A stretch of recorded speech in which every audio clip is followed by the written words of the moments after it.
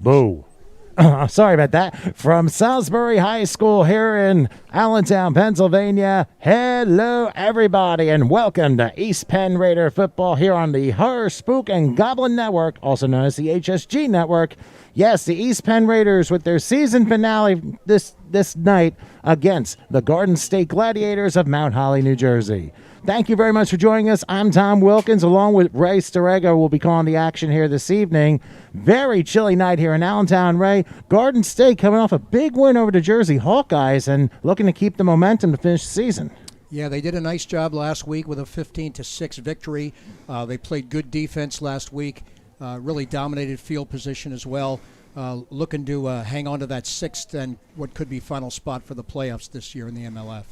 And I think, too, for the East Penn Raiders, they came off a nice win over the New York Predators, pretty much dominated from start to finish, winning 28-14. Here, if things break right, a Raider win should clinch them third place in the MLF, and they'll be in a pretty good playoff position here.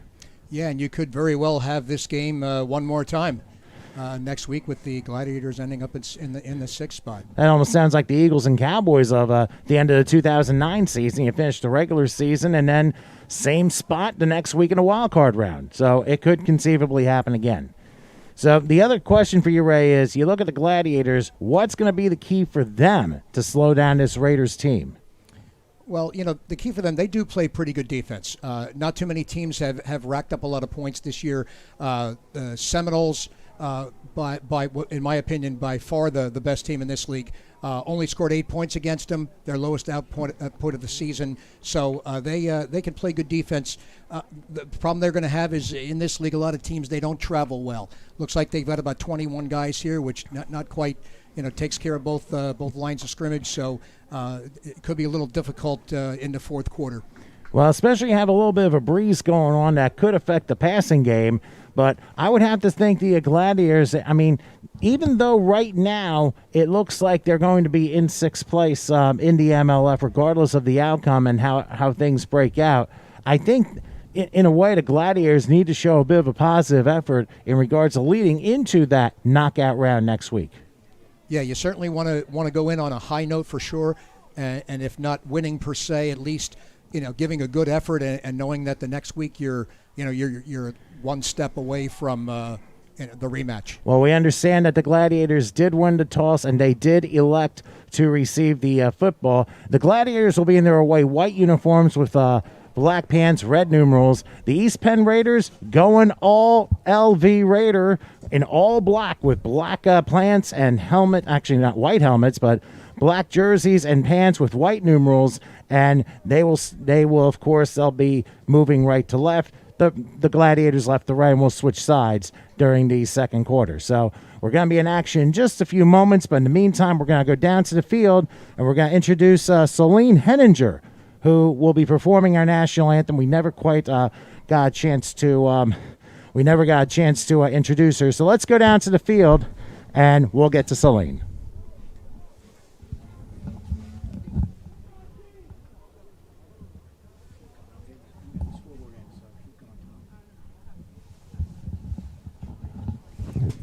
Actually, we're still waiting a little bit of an official meeting here, so just waiting for the cue to get Celine here. But as always, we'll make sure you're part of the action, whether you're inside your home or out trick-or-treating, one way or the other. Major League Football with the East Penn Raiders and the Garden State Gladiators. We should be underway in just a moment, so let's wait on that. Well, I think it'll be interesting to see who will be the Raiders' starting quarterback. Last week it was Cruz. Shefniski is going to appear at some point. We'll have to see, but it really all depends on what's going to happen. So, all right, now we're ready. So let's go down to the field and Celine Henninger with our national anthem.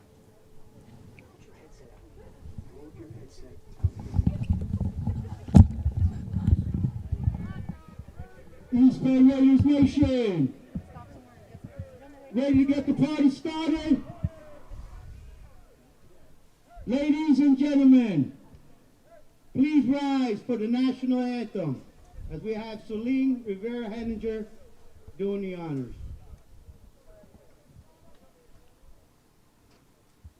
Oh, say, can you see by the dawn's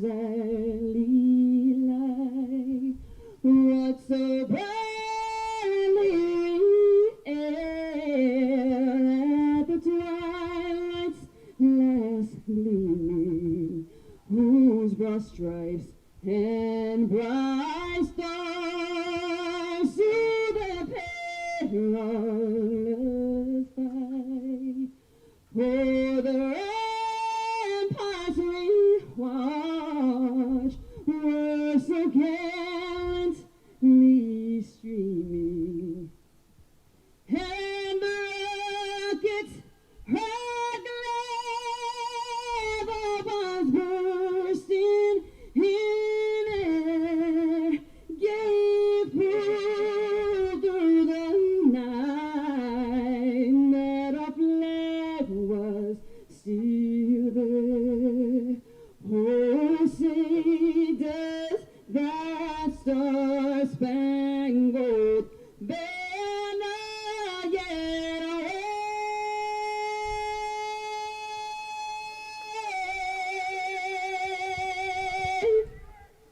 o'er the land of the free and the home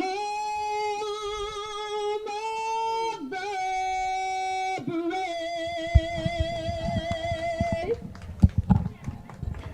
There you go, Celine Henninger with our national anthem tonight here from Salisbury High School. Of course, you can find her on YouTube as well.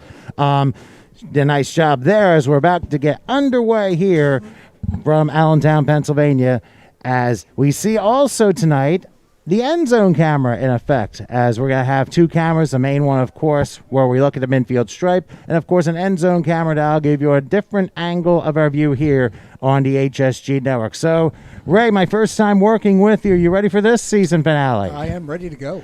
And I think you have to mention, too, the Gladiators, which, of course, they will receive the ball first. They won the toss. They'll receive the Gladiators in white, the Raiders in all black. Gladiators moving left to right. The Raiders right to left will switch sides during the second quarter of play. So for the Gladiators, I think right now it's going to be key for them to get off to a real nice start in order for things to happen for them. So let's see what happens as the official's about to blow his whistle.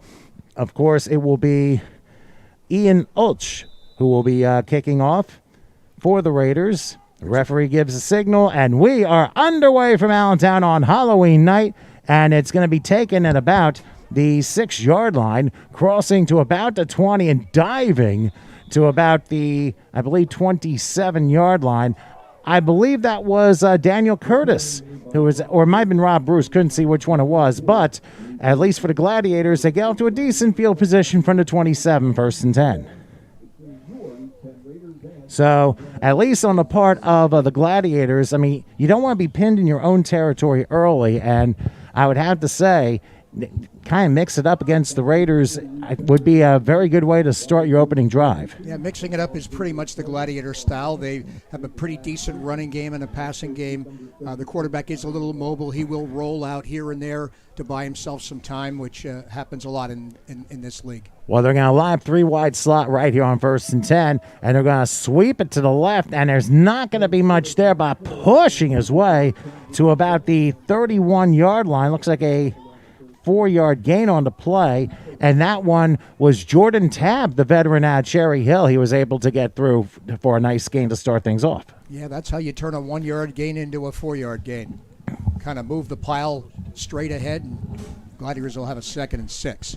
All right, so from the we're just trying to do a little bit of audio adjustment here. 2nd and 6 from the 31-yard line. Let's see what happens as it almost looked like the Raiders are offside. Pass ends up being caught, and that's going to be a first down to the 39-yard line. So a nice 8-yard pickup there. That was Raquan Gibson out of Trenton who made the grab. So nice start for the Gladiators on this opening drive. Yeah, kind of a soft edge there. Just ran a little slant and got the first down. And I think, too, if you kind of want to mix it up a little bit, I mean, you can't always, alternate back and forth because eventually the Raiders are going to figure out the pattern and the cadence. And I think it's very critical for the coaching staff to make sure a very good bunch of plays, more necessarily high percentage ones, would be the order of the day for this Gladiator team. So 1st and 10 for the 39. Whoops, hang on a second. We got flags down. Looks like a false start coming up against the Gladiators, so it backs up 5 yards. By the way, the quarterback for the Garden State Gladiators out of Philadelphia is Ricky Jones, and he had that first completion very nicely to Gibson. So now, following that 5-yard penalty, it forces a 1st and 15, and that's one thing you got to be careful of because the Raiders, they will make you jump a little bit. Yeah, and you certainly can't start 1st and 15. The Gladiators are not a high-octane offense. Penalties are going to be critical. Well, they send Tab in motion here, and the pass and the snap is actually dropped by Jones, and he's going to call his own number. But, and the ball popped out, and it's going to be recovered on the part of the Raiders. Looks like they're going to say he was down. Or was he down? Well, they're going to say he was down to 36. Once the knee's down, the play's over, and maybe that was the case there. So, therefore, ends up being a 2-yard pickup, and it forces a 2nd and 13. Obviously, no challenge flags in the MLF. And they're just going to spot right outside the 36-yard line. So, 2nd and 13, I mean, talk about the Raiders, hard-hitting defense, and I think the Gladiators, I don't know if they expected it or not. He certainly hit him hard on that. I'm glad I didn't have the ball. Me neither. Would not have ended well. 2nd and 13 now as Jones in the shotgun between split backs, flags down on the snap, and the handoff goes down to Tab, down to the 39. But let's see what the penalty's all about.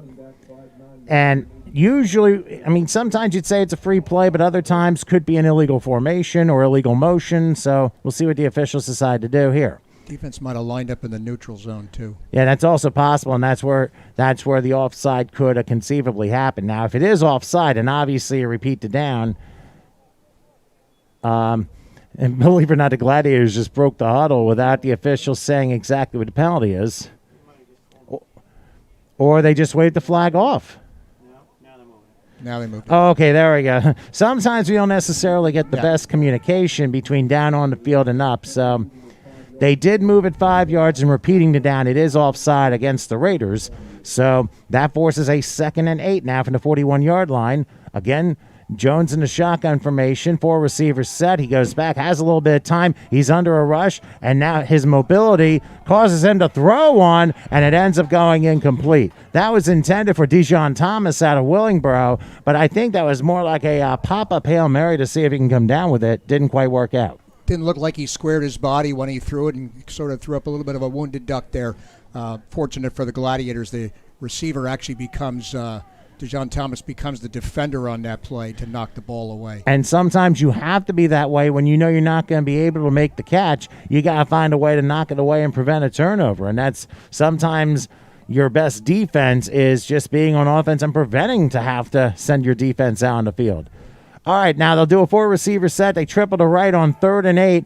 As here is a pass, and it is tapped in the air and incomplete. That was intended for Zachary Bouts out of Delran, and he couldn't come up with it. He was actually in double coverage, and that came close to being intercepted, but the ball was going to be out of bounds anyway. So it'll be punting time for the Gladiators.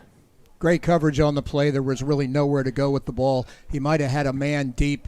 More might have been deep for the Gladiators, but he threw it short and into double coverage. Again, they caught a break. And that's what you have to do. Sometimes if things don't work out, you prevent the turnover from happening. When you have the ball, you need to protect it at all costs. But if you're not going to get to the ball and somebody who's on the other side is more likely to get, you have to sometimes prevent that from happening. Now we see some last-second substitutions for the Garden State Gladiators as it will be Marcus Lawless, the punt. He's standing at the 30-yard line. Now he's trying to position everyone. At the last second, Michael Martinez goes off on a substitution. A very high snap, and he's going to try and run it. Oh, and he got the punt away, and it's partially blocked, taken by the Raiders at the 26-yard line. I don't think that was exactly how it was designed, but that was Michael Kuzer coming up with a little bit of a return. That punt never got back to the line of scrimmage. I mean, you look at the way the snap happened, it was real high, and the Raiders brought pressure, and now they're going to be in plus territory for their opening drive. Special teams are always interesting at this level. Most of these teams only practice one day a week, and offense and defense, of course, are primarily worked on during the week. So again, the punt team, the field goal team have a tendency to be. You see a lot of things that we just saw a second ago. I believe it will be David Cruz who will be going to be the starting quarterback. A lot of the Raiders are, of course, in orange in honor, of course, of Halloween. And, of course, the last day of daylight savings time. You get the extra hours sleep tonight. I'm sure all of us can use it. Anyway, 1st and 10 from the 27-yard line of the Gladiators as Cruz lines up between split backs. Let's see how he does his first play. Sends it to Roth on the carry. And the Gladiators are actually waiting for him. A nice job there. Only a 1-yard pickup. So it forces a 2nd and 9. I think the Gladiators read that pretty well. Yeah, they did. Nice play over the middle, a 1-yard gain. Good play by the Gladiators. 2nd and 9. Yeah, indeed. So, and I'd have to say, the Gladiators, I mean, I'm not saying they're going to be guessing right every time, but if they have a feel as to what the Raiders are going to do, that's going to keep them in the game here in the early going. So let's see how things play out here on 2nd, and we're going to say a long 8, right outside the 25-yard line. Cruz is starting quarterback. Roth is to his left. Dempsey to his right. Let's see what Cruz will do as he's in the shotgun snap. He goes back looking. He's going to take a shot down the middle. And that pass, oh, goodness, incomplete. It looked to be a little bit high. That was intended for Tyler Alford, but he could not quite come down with it. It forces a 3rd and 8, but I'll tell you what, Cruz wanted to go deep early. Yeah, one of the defenders might have obstructed his vision a little bit at the last second, but that ball did hit him right on the chest. I guess you got to make that catch. Well, let's also not forget, sometimes lighting may have something to do with it being the twilight of a Halloween night. And I don't know if I would necessarily say that would be the case, but, there's always going to be a lot of factors in there. But didn't quite go through. It is now 3rd and about 8.5. And again, it is shotgun formation for Cruz. They're going to evenly divide 4 receivers. Dempsey to his right. Cruz will wait the low shotgun snap, which he grabs, and now he's going to try and run with it, and he's not going to get anywhere. Ends up being a 4-yard loss. A tremendous job by Kenyari Moore, the defensive end out of Trenton, who was able to bring him down for a sack. And I'll tell you, the Gladiator defense, they're firing here in this opening drive. Great job by Garden State. Backed them up about 4 yards. Looks like you're looking at about a 47-yard field goal if they'll try it. But the question is that in the range of Ian Ulch? We'll have to see. But he is out there. You might as well give it a try. There's a little bit of a breeze. I watched him in pregame. Looked like he had 40-some-yard range. Well, they're going to say probably 46. Hard to say what it officially is going to be, but he's going to give it a shot. 46 yards from the left hash. And I believe it'll be Young holding. Be careful of the punt here. Low snap. Kick on its way, and it's not even close. It didn't even get crossbar high. It's no good, so it was worth a try. But for the Garden State Gladiators, they're rewarded with 1st and 10 to 37-yard line. So you have to at least give a lot of credit to the Gladiator defense for how they've come out. Now, let's see how their offense comes through. They played good defense all year after giving the ball up in a bad spot on the punt. It turned out it didn't cost them. And the Gladiators, of course, trying to build off their win. We mentioned a 15-6 win over the Jersey Hawkeyes last week. And even though the Raiders may not have played their greatest game, they were able to come through with a late rally to beat the Predators 28-14. And the Raiders still trying to make sure they find themselves here. And, I mean, obviously their defense, I mean, they're doing a good job. But the Gladiators, I think, they seem to be playing a little bit more desperation here in the early going. They'll go 3 wide slot right, and this time Jones, he's going to come around. He gets a nice block, gets to the 40, and as he goes out of bounds at about the 42-yard line. Closing in on that play, looked like, I'm not sure, it must have been 86 on the play, but he was able to make the stop, and it ends up being a 5-yard gain. Let's take a look at this Vaping Oasis replay here. So as you can see here, there's Jones, and watch the move he makes right here. Whoop. Stop and go right by 32 for East Penn. got him an extra 5 yards. Yeah, and that happens to be David Burgess, one of the veterans. And when you're able to fake a veteran out like that, you definitely have done your job. Stopped him in his tracks. All right, and that was a great end zone shot, by the way. 2nd and 5, and they're going to do a delayed handoff. And, the Raiders are waiting for him there. Terrell Jones out of West Hampton ends up getting closed off and loses 4 on the play. So I think the Raiders are like, okay, we've had enough, and they force out a 3rd and 9. Well, the end did a great job on that, sealing the edge where he had nowhere to go. Yeah, let's take a look again at the replay here. You'll see. Watch 41 on the corner, just kind of seal that off right here. That's Donovan Charles, and he did a good job wrapping him up there and forces the loss on the play, and then the Raiders all haul in right after that. By the way, all replays presented by the Vaping Oasis. Of course, 3 locations. The local one at 224 Nazareth Pike in Bethlehem. Call 610-365-2363. So here we go on 3rd and 9 now from the 37-yard line. Ricky Jones in the shotgun between split backs. Gets a good snap. He's looking. He pump fakes. He's going to go to home run ball on the left side. It's going to be a little bit too high, incomplete. It was a nice try, but it ends up being a little bit too far away, and it forces the Gladiators to punt 3 and out. And I think they were going after Raquan Gibson that time, but it was just a little bit too high. Couldn't tell whether or not the pass needed to be to the inside or outside, but clearly the receiver turned in and then had to sort of pivot and look back over his other shoulder, and he was sort of slowed down a little bit in the process, which made the pass a little too long. So it's kind of another one of those, you're not sure whether it was thrown in the wrong place or he slightly ran the wrong route. Well, in football, timing is everything, and something went wrong on both ends of the timing. So on for his second punt, Marcus Lawless. Obviously, Lawless had an unfortunate first punt that didn't go too well, but the Garden State defense was able to hold. Let's see if he gets an opportunity here this time.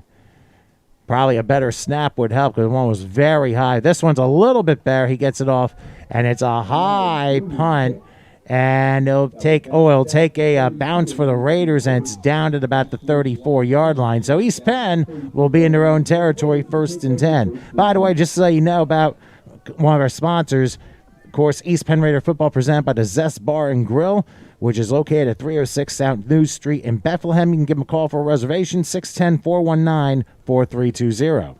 So now for the Gladiators, Ray, what do you see them doing here on this drive? I mean, they have some confidence going in. They were able to prevent points despite the special teams miscue the last time. What's it going to take this time to stop David Cruz and company?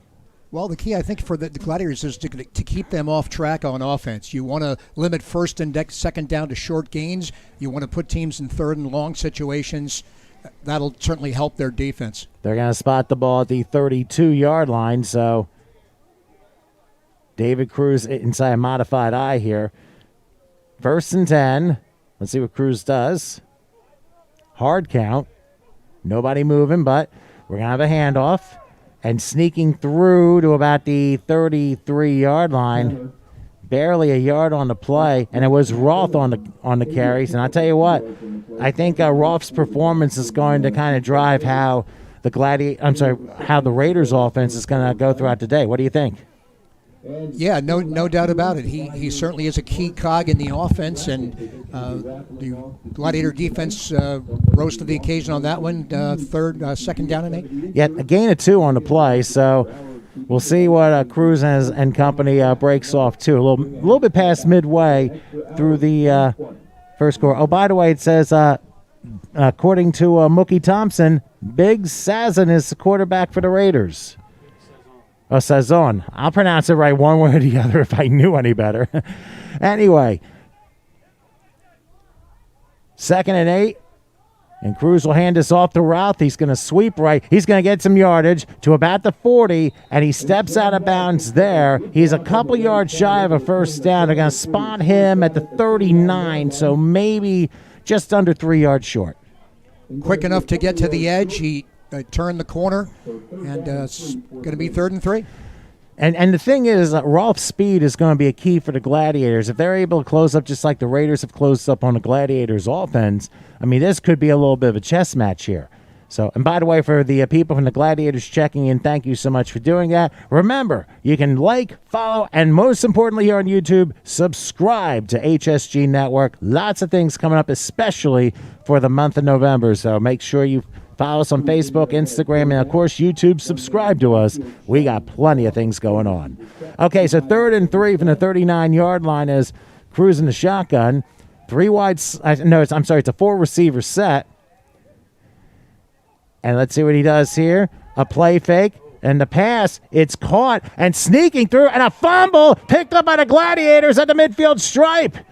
Down to about the 49, it would have been a first down. Somebody knocked it out for the Gladiators, and a great job in picking the ball up. And now a late flag follows after that. We're going to check out who it was, but big play by the Gladiator defense yet again.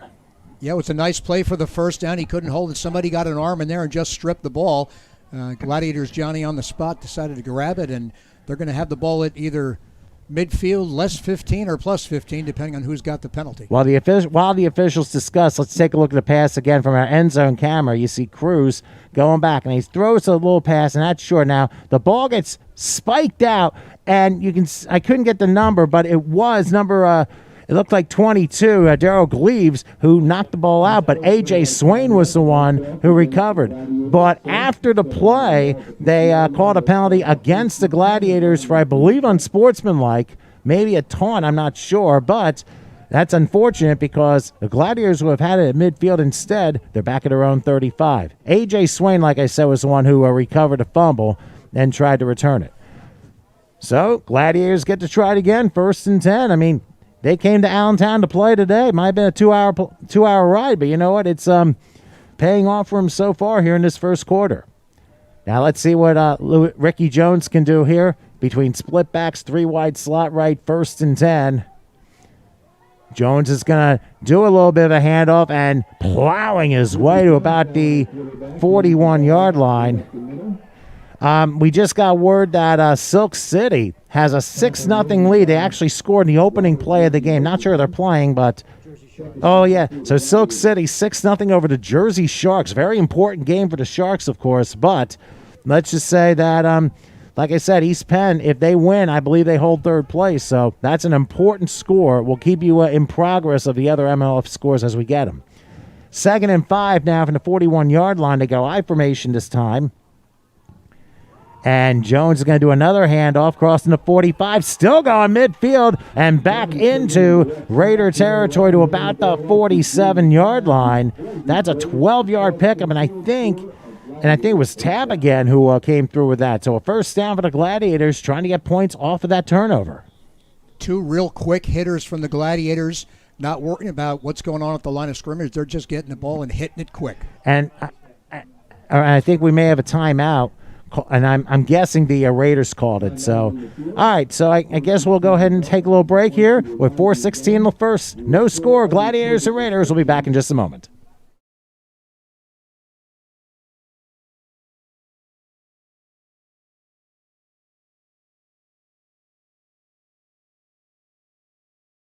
Every day is game day at Scorecard Sports Bar and Grill with 23 TVs, NFL Sunday Ticket, 25 beers on draft, award-winning wings, and weekly entertainment including trivia, karaoke, and live music. Scorecard is the perfect place for family and friends to kick back. So enjoy the game and great food at Scorecard, the Slate Belt's premier sports viewing and entertainment restaurant. Online at scorecardbar.com. And be sure to visit our Facebook page for upcoming events and specials.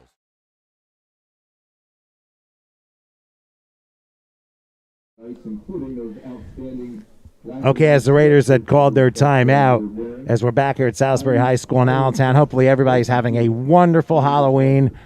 Of course, the East Penn Raiders all in black, and some people wearing their orange to correspond with Halloween. But right now, they're being the ones haunted by a Garden State Gladiator team that is not going to go down very lightly here. 1st and 10 as here's a handoff, and that's Tab again, and he'll cross the 40 down to maybe the 39. That's another 8-yard pickup. And I'll tell you what, you look at that offensive line, I think they're keeping the Raiders off step.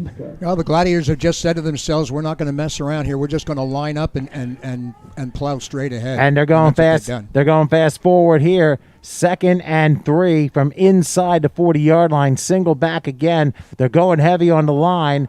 And this time it's still up, and the Raiders are right there to pound them. Terrell Jones ends up losing about a yard on the play, so they read that well. It forces a 3rd and 3. Nice job by the East Penn Raiders there, because that offensive line kind of moved them back a little bit. The linebackers filled very quickly for no gain. And sometimes when you bounce around the outside, they usually guess right and come right after you, but you're more than likely to want to try and go what's working, and it's basically more north-south rather than east-west. If you run north, you're more than likely to gain a lot of yards unless the defensive line shoves your offensive line backward. So Jones in the shotgun on 3rd and 3 from the 40-yard line. Whoa, and everybody jumps. So everyone's going to point, he did it. No, he did it. No, the officials will decide who done it. And if it's on the Raiders, it's going to be a first down for the Gladiators, but the officials will discuss. Already the Gladiators thinking that they were the ones that moved first, but we could be wrong. And we are. And yes, encroachment against the Raiders. So that's a first down for the Gladiators because they jumped very quickly. And I think the hard count by Jones threw the Raiders a little bit off guard. Yeah, no doubt about it. Good first down for the Gladiators. East Penn back on their heels a little bit with the Gladiator running game. And not only that, I mean, you have to give credit to their head coach, whom I think has come up with a very nice game plan to start things off. Because the Gladiators, this is a solid franchise that's been around for a number of years, and even though they may have not made it to the top of the ladder in a while, I mean, they definitely have shown some stability. Now a jet sweep on first down. Looks like Tab again, crossing the 30-yard line and shoving his way down close to the first down to the 26-yard line before Varney Dasson brought him down. Boy, that's a really nice run. Took about 3 or 4 guys to bring him down close to the sideline.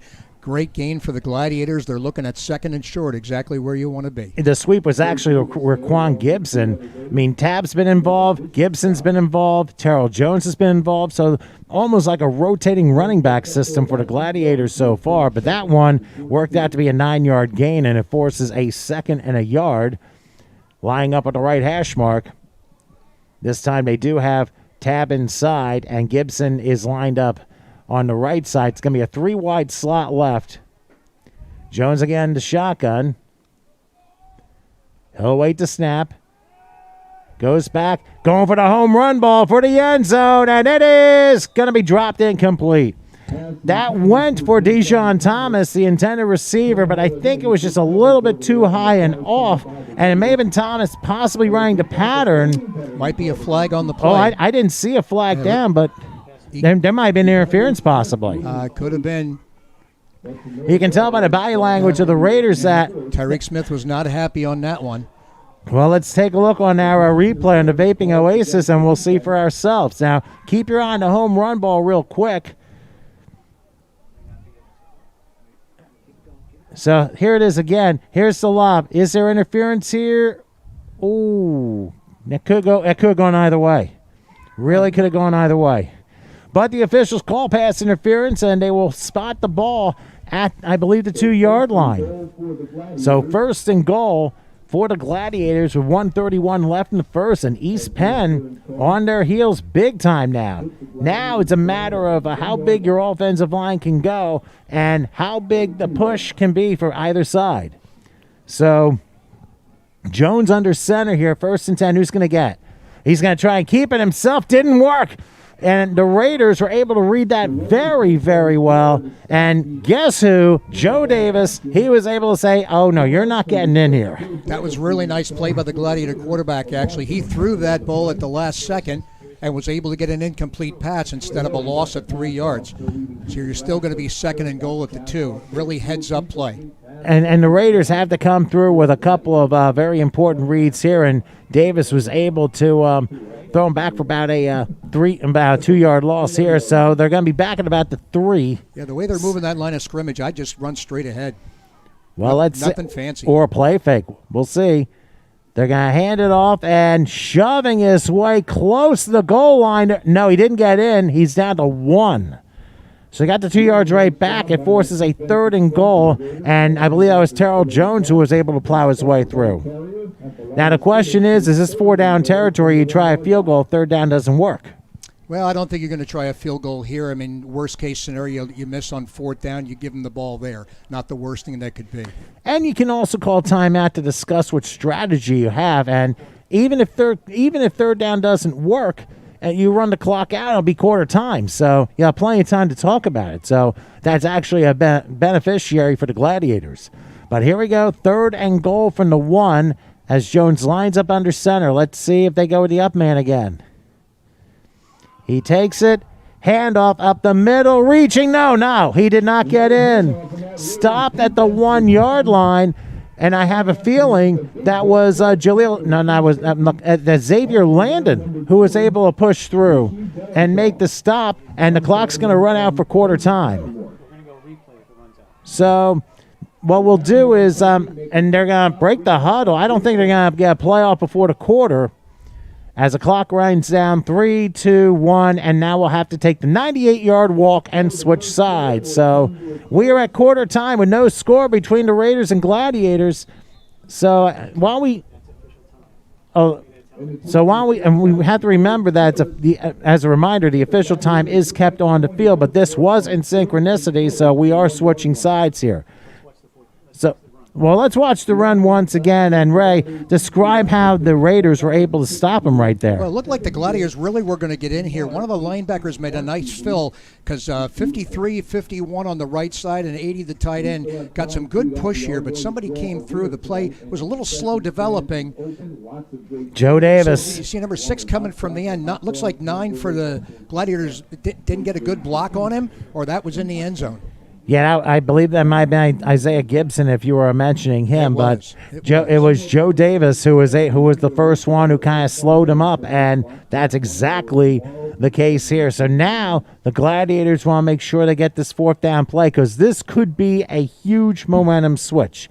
And being that it is 4th down, let's remind you that this 4th down decision by the Gladiators presented by Lehigh Valley Barbecue, located 1 East Broad Street in Bethlehem.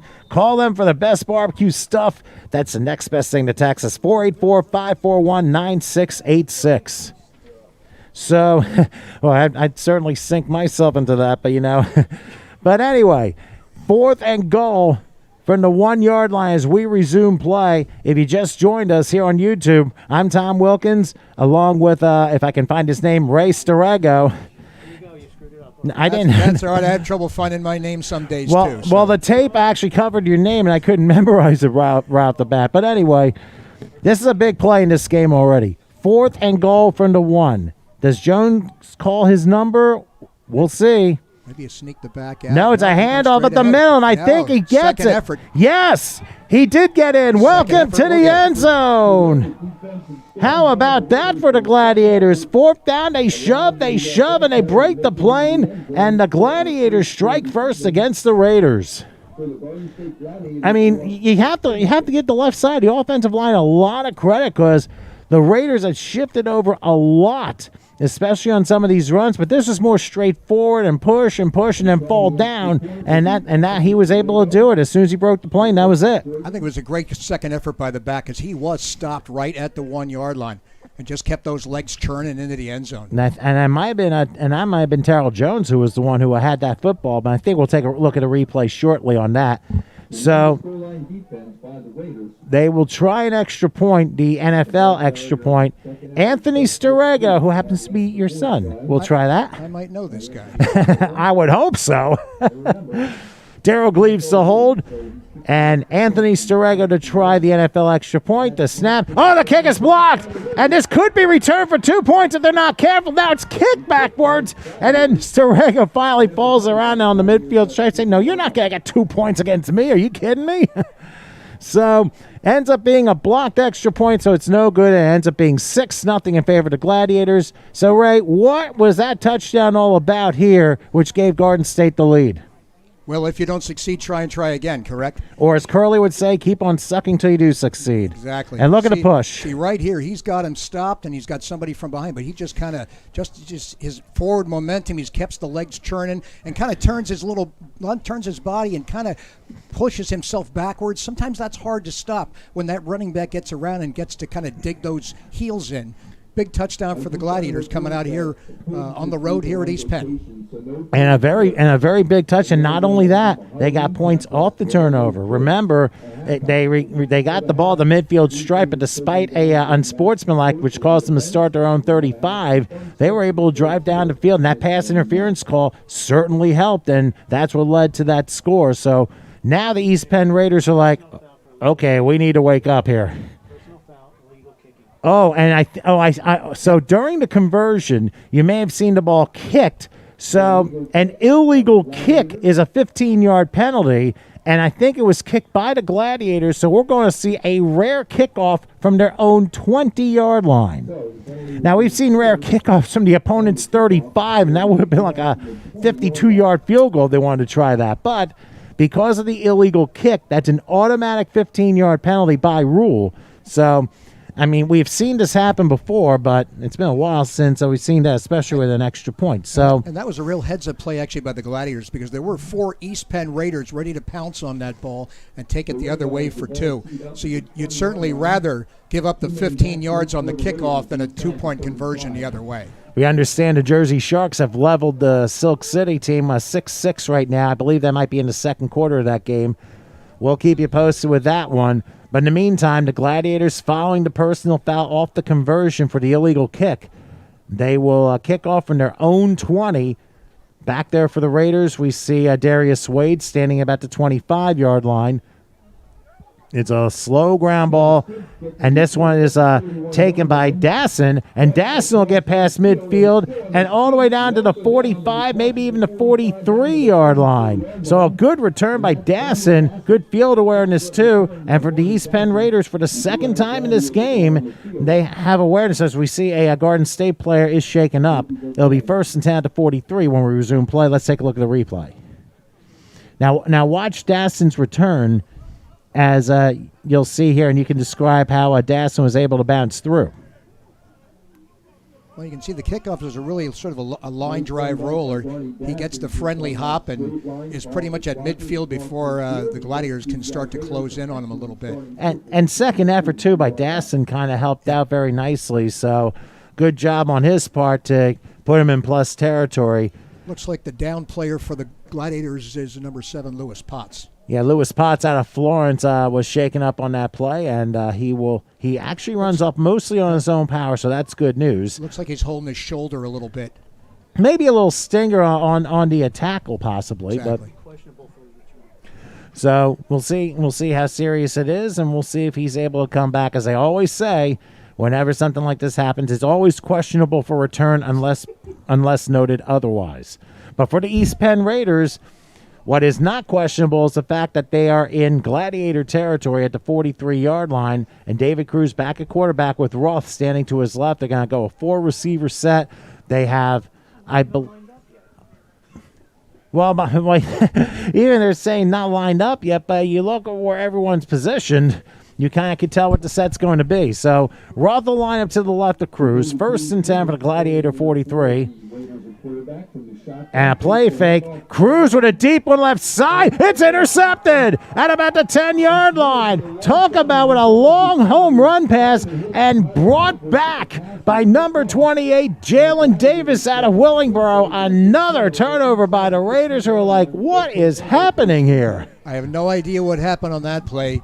Jalen Davis actually looked like the wide receiver on that play. As he was wide open, the ball was right to him. Again, not sure if it was the wrong route or the wrong pass, but it looks like the East Penn quarterback's not real thrilled on the sideline, so I have a funny feeling the route may not have been correct. Well, take a look at the throw, and look at how high he gets up there for the interception. And it was 28, Jalen Davis, by the way, and I think the intended receiver was Tyler Alford. And I don't know if it was a little underthrown or what have you, but the Gladiators, I mean, they've done a heck of a job already through a quarter plus. And not only, even despite the personal foul penalty, they've still been able to hold East Penn at bay. They forced 2 turnovers. They forced basically a missed field goal, and here they are in business again. Let's see if they go back to the ground game. Wouldn't be surprised, especially when you're at the 13-yard line. Here's Jones 1st and 10. Play fake. Now he's going with a home run ball. And the pass is caught.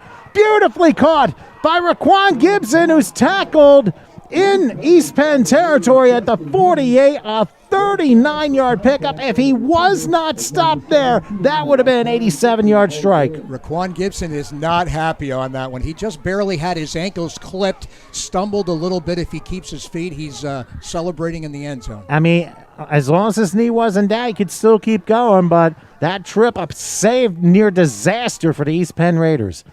Jones on 1st and 10. Here's a handoff to Tab, and Tab will push his way maybe to the 46-yard line. They'll give him 2 on the play.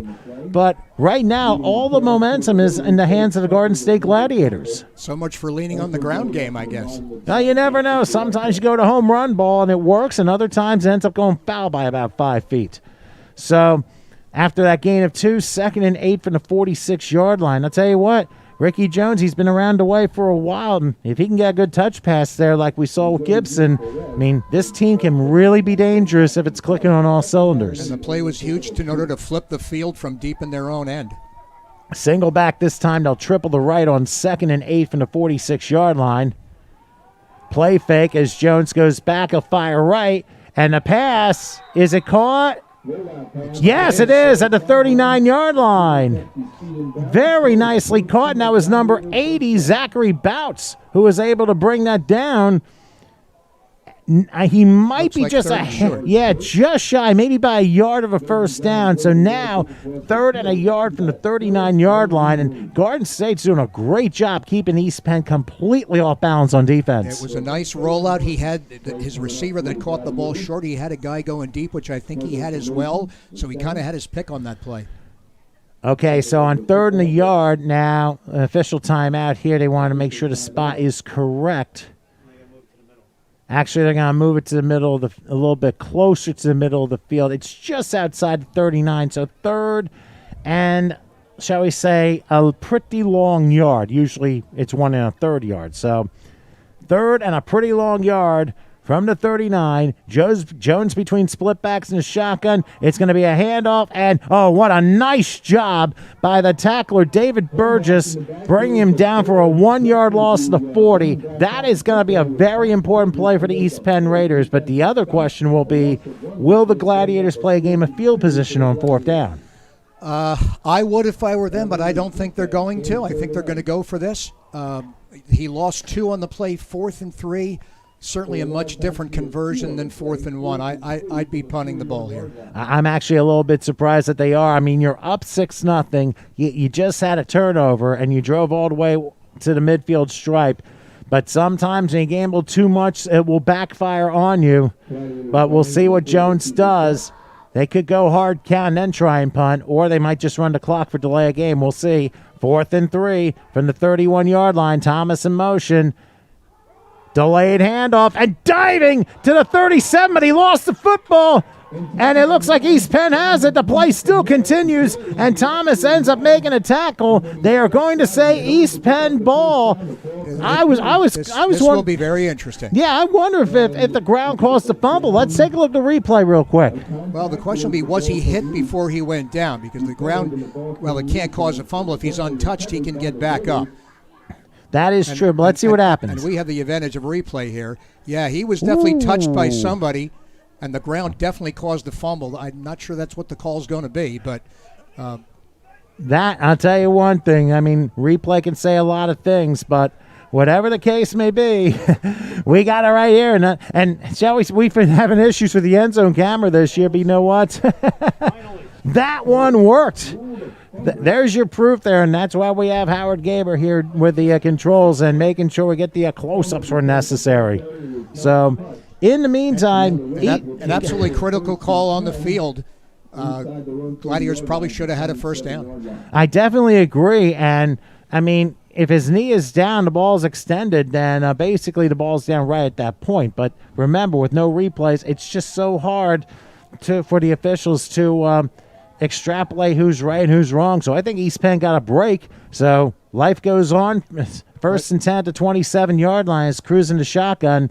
4 receivers set. They're going to run this one.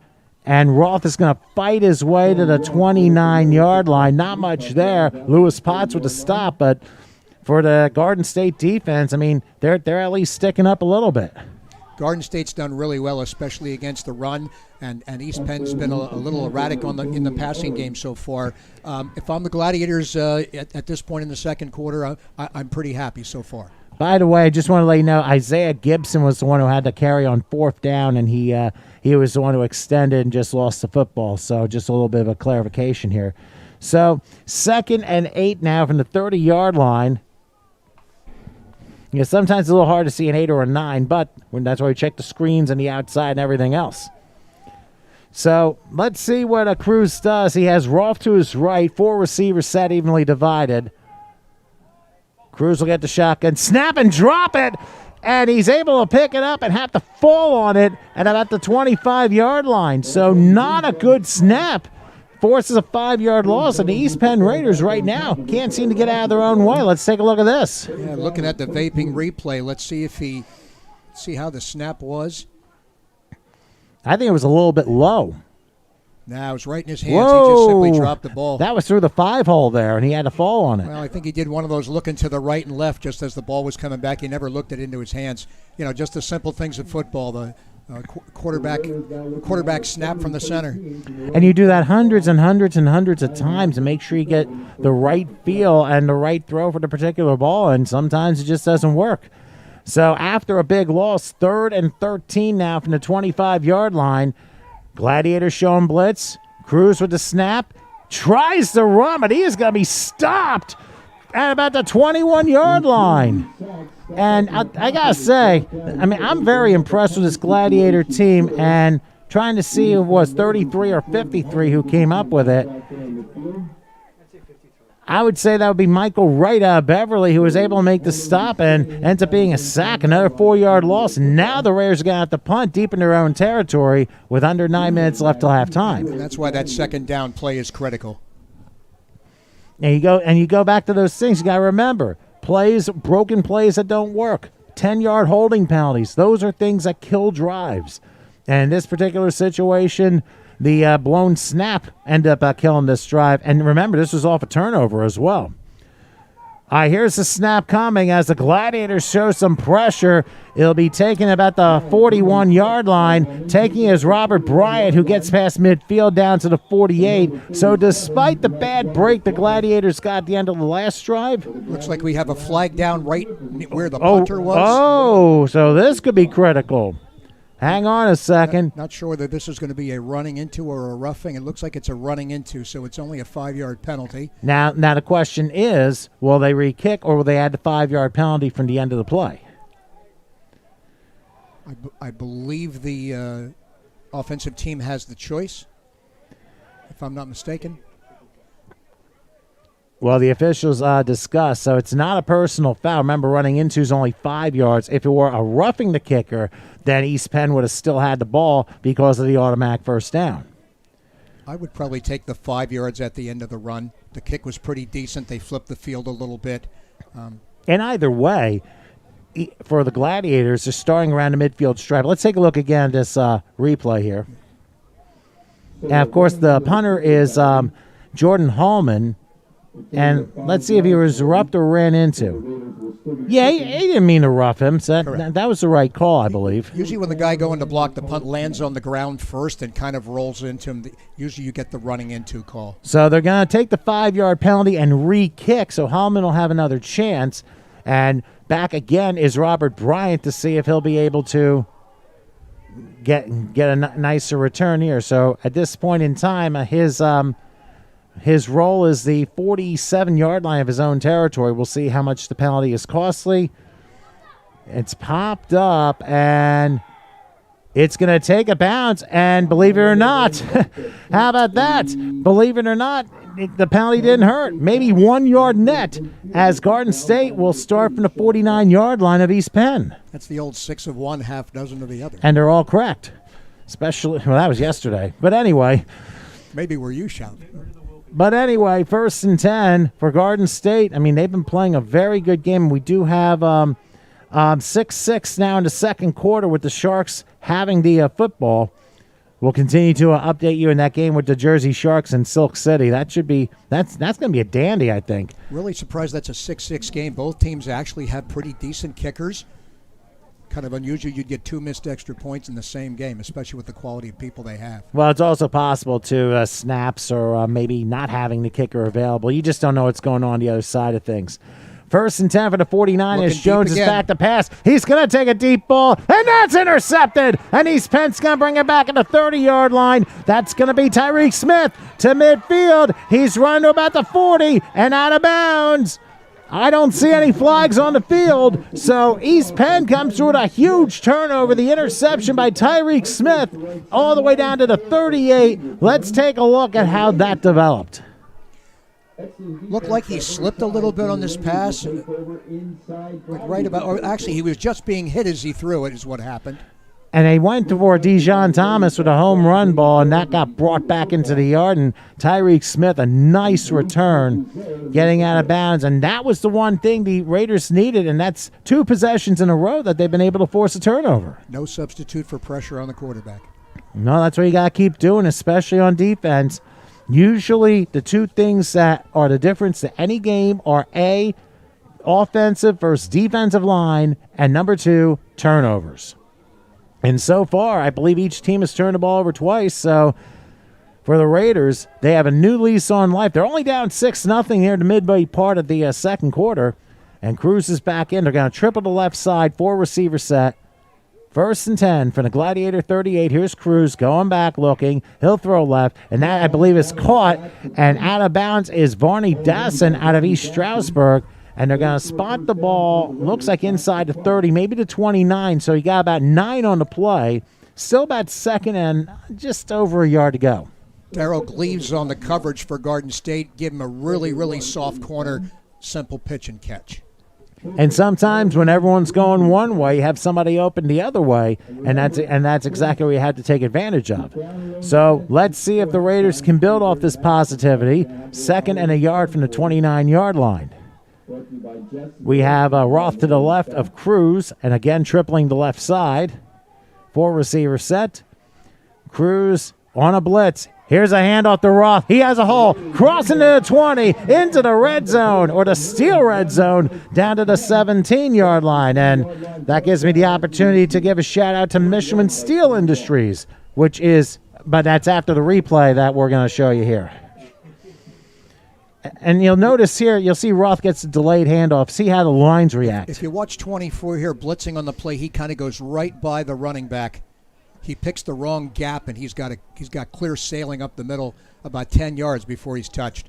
Well, yeah, definitely. It's timing's everything, and Cruz just delayed the handoff just enough to Roth to plow his way for another 12. Here's Cruz back to pass. He's looking in trouble, and I think he's going to go down. He is. But not easily.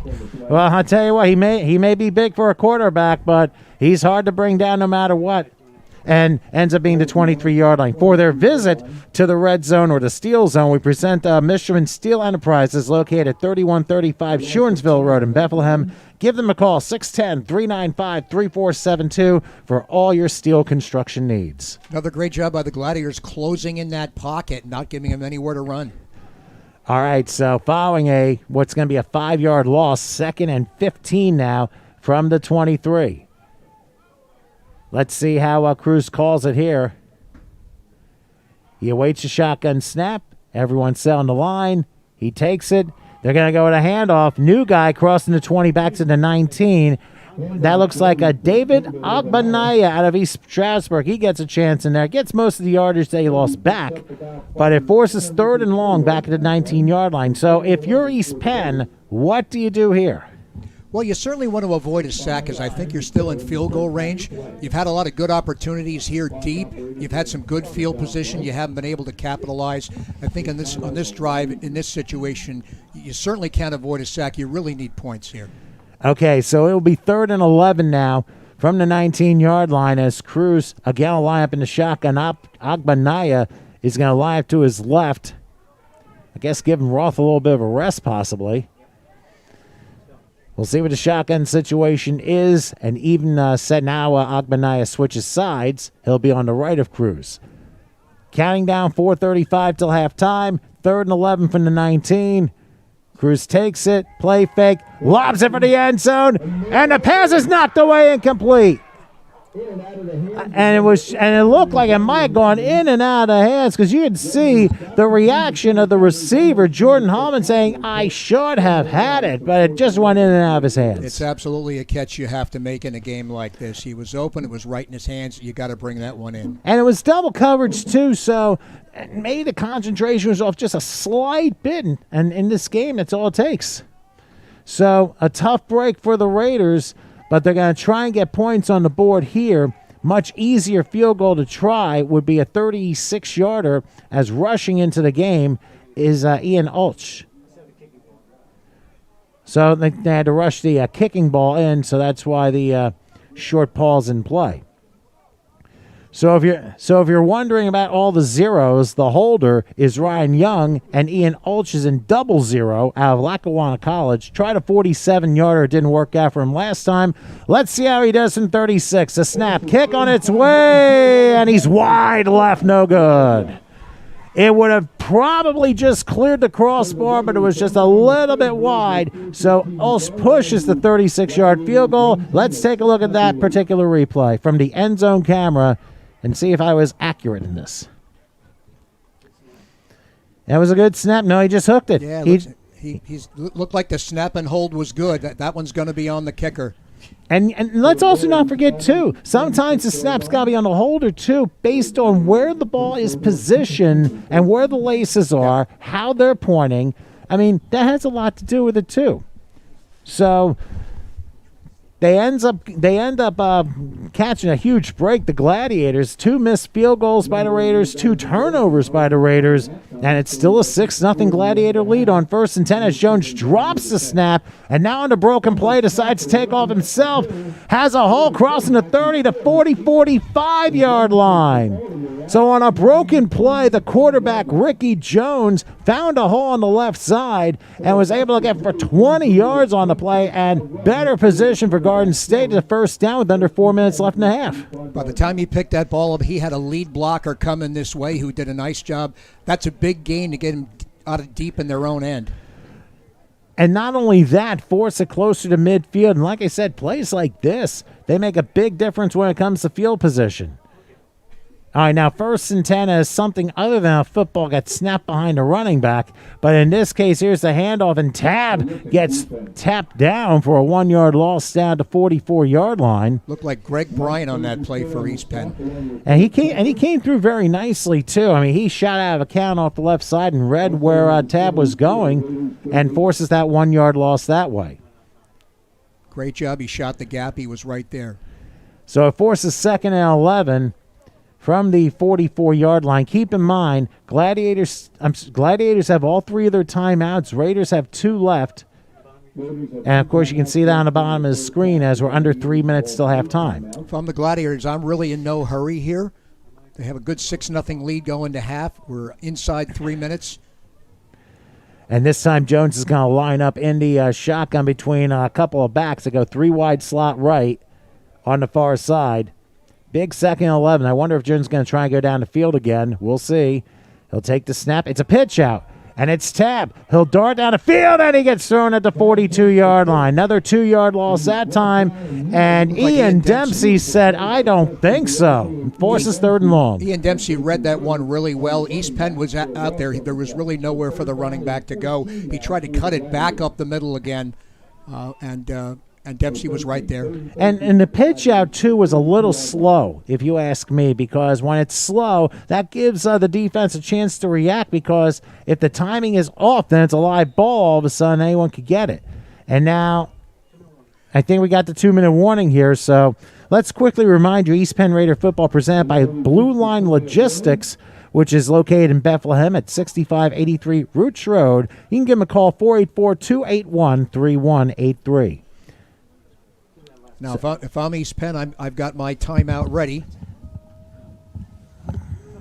If Garden State decides to run the ball, I'm going to get that timeout real quick and save my time for another drive. All right, 3rd and 13. From the 42-yard line, Jones in a shotgun, evenly dividing 4 receivers. Back to the right. Jones will take it, goes back. He's going to throw left side. And somehow the pass is caught. It's going to be short of a first down. There look like two receivers in the area. And once again, Raquan Gibson came down with it. He came out of nowhere on that play. Absolutely a wrong route there by somebody. The receivers were no more than about a yard or two apart from each other. Looked like they're almost running the same route. It's a gain of 10, and they're saying forward progress was stopped. So why don't we look at the replay again, saying, where did he come from? So you can see in the shotgun snap how quickly he gets it off. He had two receivers in the same area, so it looked like both were running the same route, if you ask me. And sometimes it ends up being a disaster, but here it ends up being a 10-yard pickup, and the Gladiators going to take a shot at it. Fourth and 3 from the 47-yard line. Last time, they looked like they got the first down, but then they fumbled questionably. Jones, modified I, Thomas in motion. Oh, he dropped the football, so it's not going to matter. East Penn will get it at the 48-yard line. The Gladiators, that was a very risky play. I would have punted if you asked me, but it didn't work out that way. Now, East Penn with a chance here. Let's look at a replay on that. Do you think maybe it was just a bad snap? No, it's right in his hands. I think he might have turned his head a little bit to look. We'll watch on the replay. Oh, it hit him right in the helmet. He didn't look away either. It was right at him. Yeah, whatever that was a little bit of a high snap, and it must have hit him. The helmet just dazed him just slightly to cause the fumble. Remember, on fourth down, in order to advance, you got to recover your own fumble. So that makes it 1st and 10 now for East Penn with yet another opportunity, this time at the Gladiator 48-yard line. Now, keep in mind, East Penn will get the ball to start the second half, so this is going to be an enormous drive for them in the final minute. Here's Cruz back the pass. He's looking. He's running left. Pump faking. Firing deep left side. The pass is caught at about the 12-yard line. And there is Tyler Alford getting the home run ball out of bounds, too. They're going to spot it at the 12. Oh, they're going to say he was down inbounds. And now timeout is going to be called as the Raiders are going to use one of their two remaining timeouts with 31 seconds left in the half. So I'll tell you what, that was a risky play, but it kind of had to be done, and Cruz hung in there. Let's take a look. That's a great job by East Penn holding off Garden State. He kind of faced to his right a little bit to buy himself just a little bit more time, finds his man, and lets it rip. And I had to also give credit. I also have to give credit to number 51. Looks like Fernando Robinson was the one who sealed the block and gave Cruz just a little bit more time to get the throw. And it ends up being another Michelin Steel red zone appearance for the East Penn Raiders. So 1st and 10 now from the Gladiator 13. They've reset the clock to 39 seconds. So we'll see what Cruz does there. 6 jersey. 9-6 Jersey Sharks. Jersey Sharks, by the way, I just got this, and they're up 9-6 over Silk City in the second quarter. Looks like the man with the foot, the leg. Maloney with a field goal. They were not sure how long the field goal, but it worked. So 39 seconds till halftime. Here's Cruz, 1st and 10 from the 13-yard line. He takes a snap. He's going to roll right. Going to take a shot, and it's a little bit low and incomplete. They intended for Hallman, but the throw was just a little bit low, and it forces 2nd and 10. Well, you got 34 seconds here. You've got a timeout. You can pretty much run anything at this point. While Cruz getting his next play from the sideline, East Penn, who has struggled against a very feisty Garden State team, especially the fact each team's turned it all over twice, 2 missed field goals, 2 turnovers. I mean, it's just been one thing after another. And right now, the Raiders want to get some momentum going into the locker room. This time they triple the left side, 4 receivers total. 2nd and 10. As Cruz is back, he's looking. He has plenty of time. He better start running inside the 10. He goes down to about the 5. Clock is going to continue to run.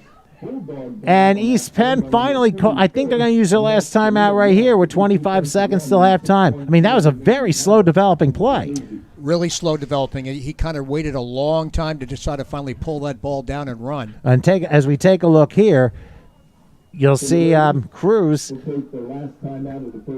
And look, he sees all this real estate. He's like, he kind of delayed himself maybe an extra half a second. If he took off a little bit earlier, it's possible he might have gotten a first down, maybe more.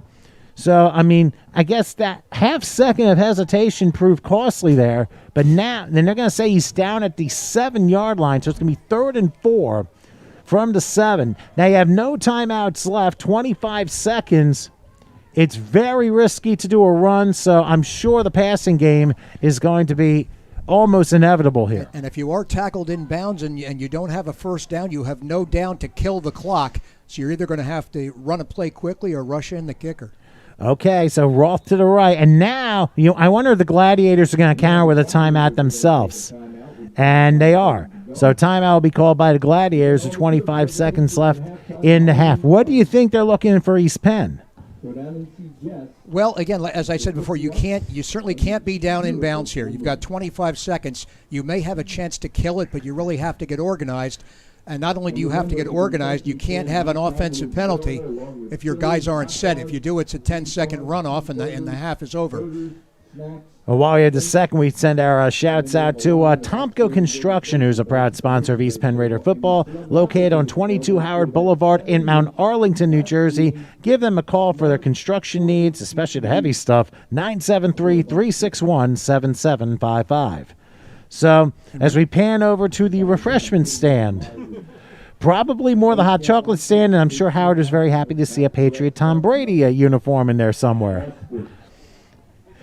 Those were the days. Yep, and it seems so long ago, though it wasn't that long ago. Then again, Halloween, looks like you got full moon. I mean, not much you can really do about that. But right now, East Penn, they've been haunted themselves by mistakes and some spirited play, literally, by the Gladiators, especially on defense. An absolutely critical play for East Penn here. Here we go. 3rd and 4 from the 7-yard line. Cruz in the shotgun will take it. He goes back. He's going to take that fade to the end zone, and it's knocked away incomplete, but flags go down. Flags go down, and Garden State's like, okay, who's the one who threw that one? I think Ryan Daniels was on coverage there, and 2 officials called flags on it, I think a little bit late, but they're going to call pass interference with 18 seconds left, and they're going to give East Penn 1st and goal at the 1. Let's take a look. Let's take a look at that good end zone camera shot here. You're going to probably see 2 players both fighting for the ball as it goes up. And wow. I was looking to see who the flag was actually going to be on because both guys were kind of fighting for it. And sometimes it's just a tug of the jersey that you don't see on the replay that the officials got the closer view of. I mean, both were playing the ball. I guess, and my guess is that Daniels may have tugged the jersey just enough to cause the interference. And for the Raiders, it is now 1st and goal. And now they're going to go Wildcat because Cruz is not in the game. They're going to give it to Roth. And Roth looks like he's in. They haven't signaled. If he's not in, the half is over. The clock's going to run. Now it's a mad scramble. They may be able to kill this. I'm not sure. Well, they better hurry up. And now flags go down. That'll stop the clock. So let's see what this is all about. So a mad scramble as Roth tried to run it in. He stopped about a half-yard short. A very risky call with no timeouts left, but I think East Penn's going to get a break because I think the Garden State player just kind of decided to lay on somebody on the ground, and I think that's where you may get a delay of game here. And if that's so, it'll be half the distance to the goal, and that clock will stop. Or will it? Because that penalty is going backwards. Let's look at a replay real quick. Yeah, he runs it straight ahead. Somebody filled the hole really nice. Looks like it was number 7 for Garden State, Lewis Potts. He just filled he hurt earlier in the game. He fills that hole and whacks him right at the goal line. Well, it's a half the distance penalty against Garden State, so it'll be 1st and goal from the half-yard line. I think the clock starts. They're going to try the field goal. Well, they're going to try a field goal to get points before the half is over, or they could do a fake because it's Hallman who's holding.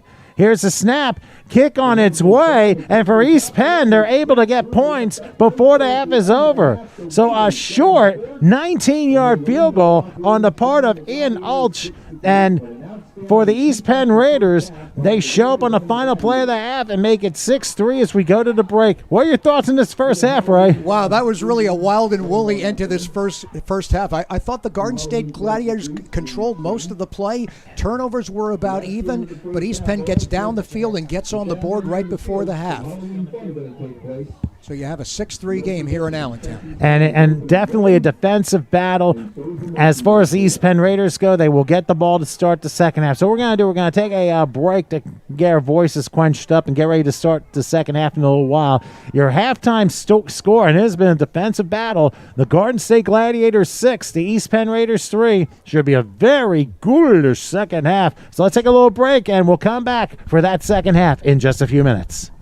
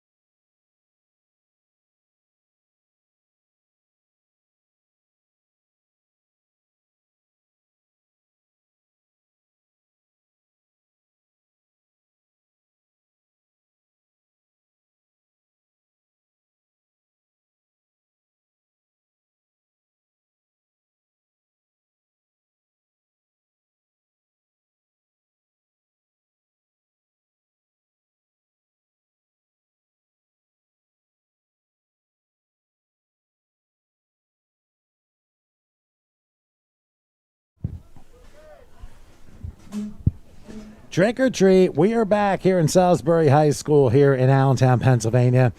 I'm Tom Wilkins along with Ray Storego here as we're capturing the final week of the Major League Football season. And pretty much a little bit of a surprise here as the Garden State Gladiators have a 6-3 lead over the East Penn Raiders as we're about ready to start the second half of play. Of course, the Raiders will get the ball to begin the second half. And considering they got a last-second field goal of 19 yards and the first half, Ray, I would have to say they have a little bit of momentum and trying to make some adjustments as we see the kickoff here. We'll explain in a second. Stopped at about the 25-yard line, taken all the way to 40 and swung down close to the midfield stripe and even past that. I think the Raiders showed a little bit of finesse here. I think the one who returned that one was Kassan Thomas, and he was able to make some great moves there, Ray. Looks like East Penn had him outmanned on this side. He got the corner and kind of did the last 5 or 10 yards on his own. East Penn, once again, great field position in Garden State Gladiator territory to start this second half. And that's exactly what happened. To end the first half, Garden State took a big chance, and they went for it on 4th and 3. They didn't make it. East Penn took over, drove all the way down to the 1, almost ran out of time, but were able to get 3 points out of it, as even though they're down 6-3 on the scoreboard, it's going to be very interesting to see what they do. And we've noticed that it will Change be, of quarterback. yep, Nick Shivnitsky. He's going to be in to try and change the pace here. Modified eye, as is the case here. 1st and 10 for the 49. They give this one to Roth, and Roth will plow his way to about the 45. So already it looks like the Raiders are showing a little bit of positivity there, not just because of the change of quarterback, but maybe the change in mindset too. Looks like a nice 3-yard gain off the left side. East Penn takes over, 46-yard line, 2nd and 7. Well, it's still a long ways to go. I mean, there's a nice 3-yard pickup there, but Garden State's defense, their job now, what do you think, bend and no break? Well, they've done a nice job so far. East Penn really hasn't capitalized too much on really good field position they've gotten. A lot of credit to the Gladiator D. And they played a very stellar game through a first half, and let's see if they can keep the momentum here. Shivnitsky with a 4-receiver set, 2nd and 7 from the 46-yard line. With Roth to his right, a play fake and a throw, and I think there was a miscommunication there as it went towards Barney Dasson, and the throw went behind him incomplete. I'm not sure if he ever saw that pass. It didn't look like he moved. He didn't try to turn back for it. It was clearly the pass was clearly off, but I'm not really sure he saw it coming. Maybe kind of lost it in the lights a bit. Well, it's possible, but I also think that maybe it was a communication thing. Jersey Sharks now, 9-6 lead over Silk City as they have gone to halftime, I believe, in Silk City. So North Jersey having a very solid game as well as ours here. A little bit of a defensive battle either way, but here a combined 9 points between the two teams. 3rd and 7 now from the Gladiator 46 as Shivnitsky has Roth to his right. A triple to the right. Let's see what happens. They're going to give it to Roth. And Roth races through to about the 40, and I think he's going to have a first down at the 38. Darius Wade saying, move the chains, move the chains. And the official's right, because that was a big 7.5-yard game when they needed 7. Great job by East Penn there. The Gladiators blitzing from the middle linebacker spot again, picks the wrong gap, and he runs right where the gap would have been, where the linebacker should have been without the blitz. And that is a St. Luke Orthopedic first down, which, by the way, they're located 501 Citronia Road in Allentown. For more details on them, 484-526-1735. Pretty gutsy call on 3rd and 7 to run the football. You're not kidding. So 1st and 10 out of 39. Shivnitsky has Roth to his left. He's in the shotgun. And Roth will take it again, but this time the Gladiators are weighing in. It's only about a 1-yard pickup that time. So it forces 2nd and 9. And again, the Gladiator defense coming through very good. And I think one of the people who have been a little bit of an unsung hero, 92, Marquise Jackson out of Mount Laurel. He's been plugging up the holes a lot today, and that's why the running game has mostly struggled for East Penn. That defensive line has done a great job. They've been very stout at the point of attack. They've had a great game so far. So now it'll be 2nd and 9 from the 38-yard line. Opening drive of the second half, and the East Penn Raiders down 6-3. Let's see what they decide to do here. I think they're changing the course a little bit. They brought in Robert Kuzer for this play. They tripled the right side. 2nd and 9 from the 38. Let's see if they give Kuzer a run here. No, it's going to be a fake. Back to Shivnitsky. He's looking, being rushed. He's going to fire.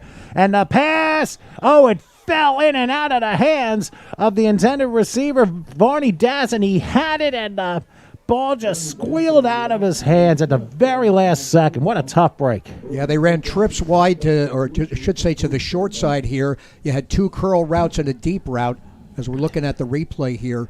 Pass was a little bit short, but I think he could have had it. It was kind of in his hands. He was sort of going down as he was trying to catch the ball. Well, let's take a look here. I mean, he was running a little bit. Yeah, that was probably one where he probably could have dragged it in, but whether it be arm position or how the ball was thrown, could have been a number of things, but Dasson couldn't come up with it. And now 3rd and 9 from the 38-yard line, as this time they're going to go 4 receivers evenly divided here. Kuzer to the left of Shivnitsky, who will take the shotgun snap. And now Kuzer will have a carry. Oh, he just ran into a wall, and the Gladiators were waiting for him. 2-yard loss on the play, and once again, the Gladiators rise to the occasion here in the second half. Looked like Potts filling the gap once again for Garden State. It's going to bring up a 4th and 10. Looks like they're going to punt. Probably the right decision. I think you have to. I mean, you're going to get the ball a couple more times. It's a one-score game, and this has been more of a defensive chess match between these two teams. Gladiators really playing a great game, as you can tell. Everyone's chilling, literally.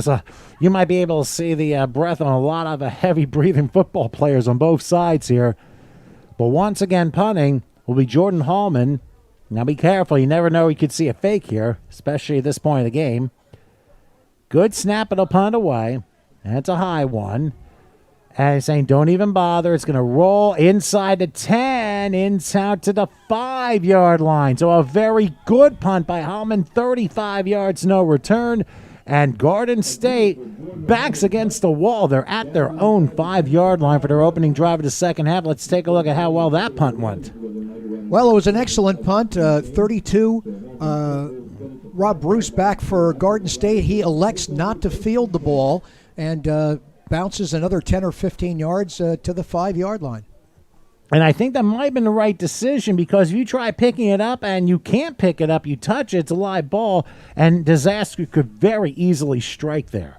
So in this case, Garden State, they're going to have a long way to get to some pay dirt here. 1st and 10 from their own 5-yard line. Of course, you got to give credit, too, to Ricky Jones, who's had pretty good first half, although he has made some mistakes.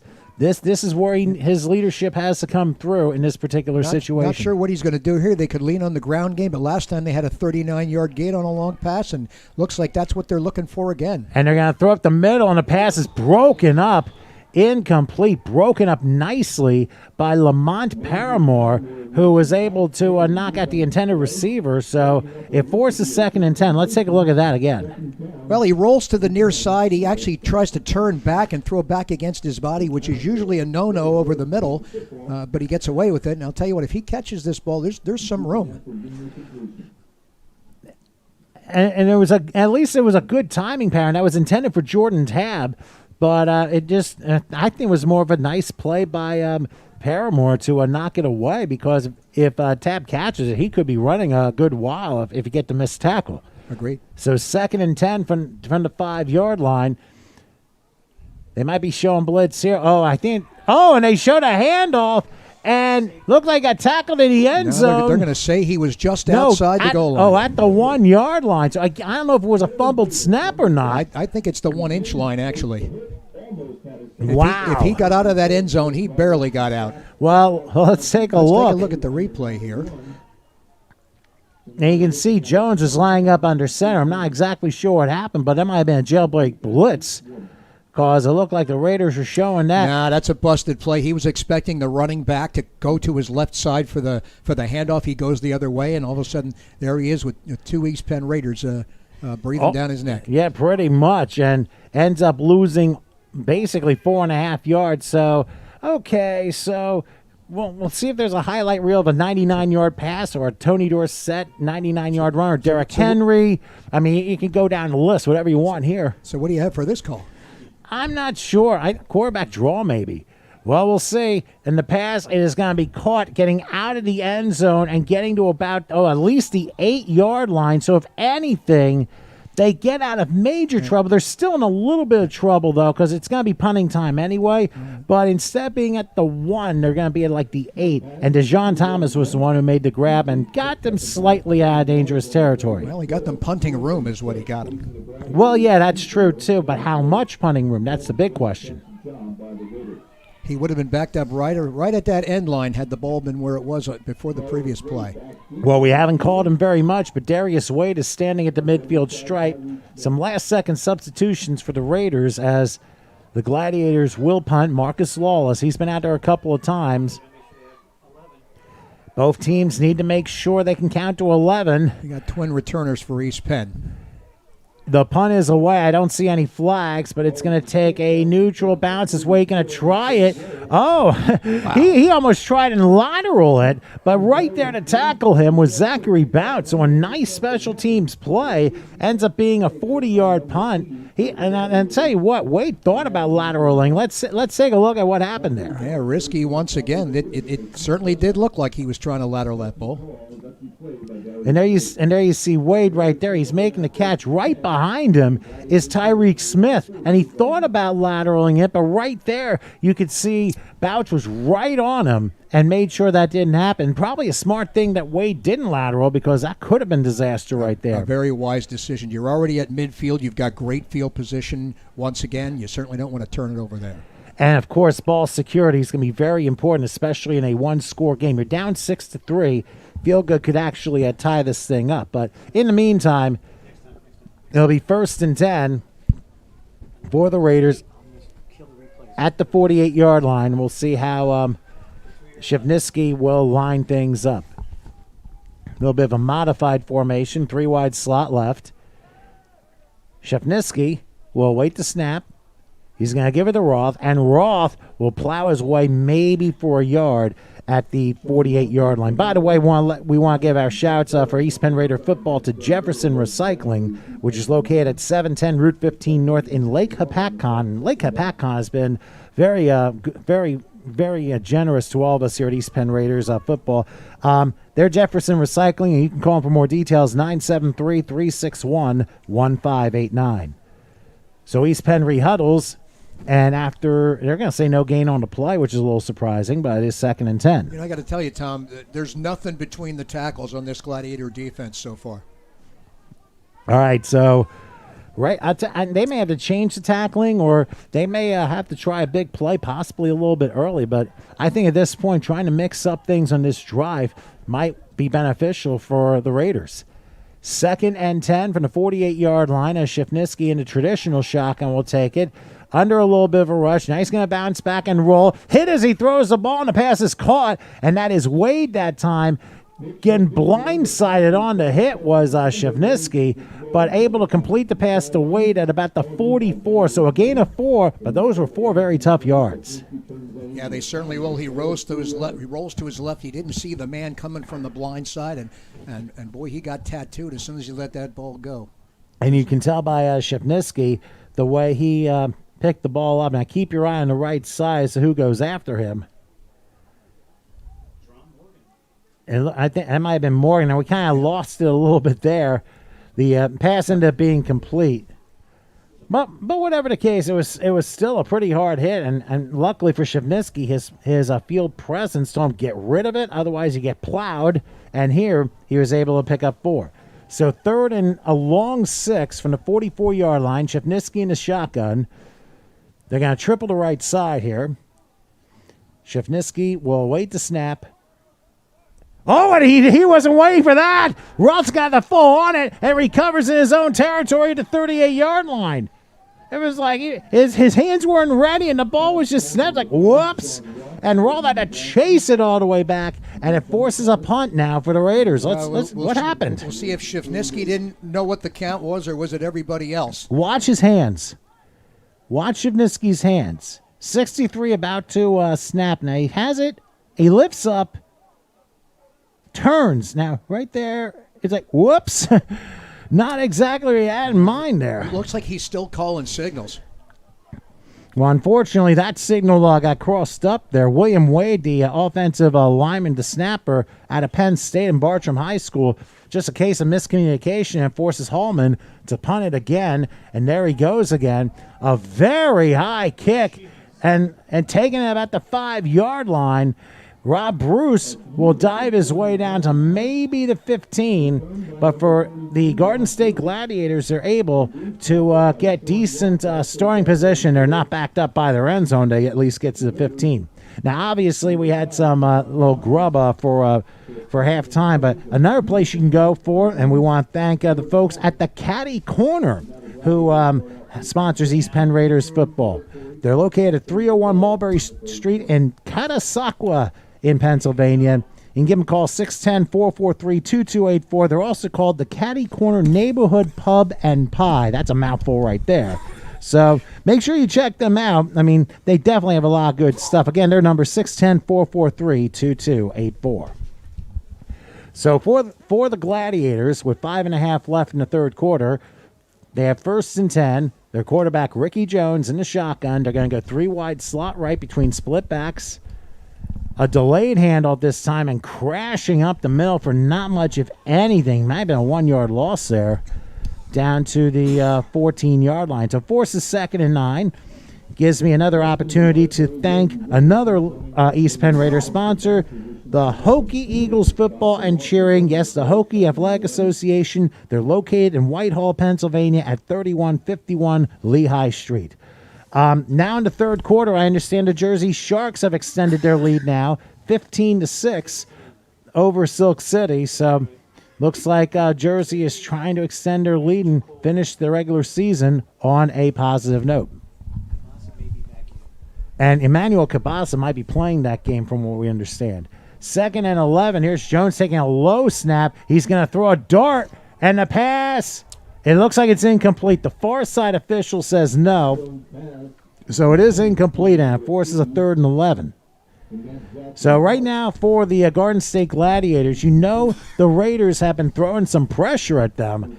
And right now it's been throwing Ricky Jones a little bit off the game. And I don't know if it's the receivers trying to get the routes going. But as far as the Raiders are concerned, it's only a 1-score game. It's like, okay, we need to turn up the pressure here. And I think on this particular series of plays, they have done that. So now, this is a key play here.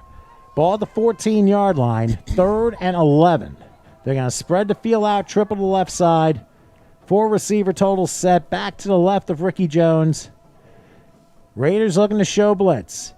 A good snap. Jones back. He may call his number. He's going to throw it deep, and it's a little bit short. The intended receiver, Raquan Gibbs, and they had the right idea, but the throw was a little bit short, incomplete.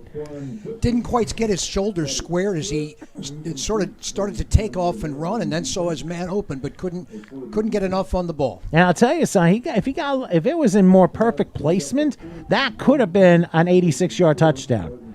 That was very close, but he had the right idea. It just didn't quite work. So once again, the Gladiators will punt, and right now you're having this chess game of field position. And for a good part of this third quarter, it has been on the Garden State side of the field. So once again, counting players, Marcus Lawless making sure there's 11. Darius Wade standing around the midfield stripe. And despite Lawless's first punt not going so well, he's had some decent ones after that. And here's another one, and this one's a nice one. Wade, oh, it went off his fingertips at the 44. The ball is still loose. East Penn picks it up, and tackled at about the 29-yard line is Rashid Darasol, I believe. And if it weren't for Wade not catching a ball, I mean, I don't know if it would have taken a different bounce or not, but let's take a look at the replay and see what happened. Well, let's start with this is an unbelievable punt. And in many of these games, you have guys that maybe punted early in high school. They're not really a punter, but look at this kick. Great hang time. It's about 45 yards in the air.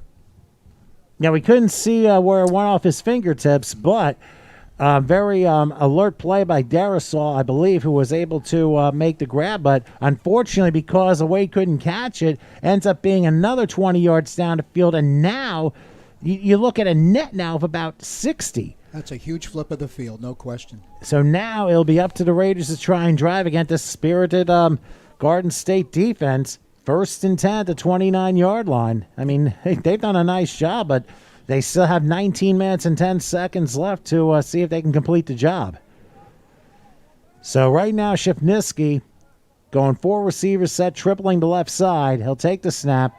Looking, has time. He's going to take a shot down the field, and, oh, that was close to being intercepted.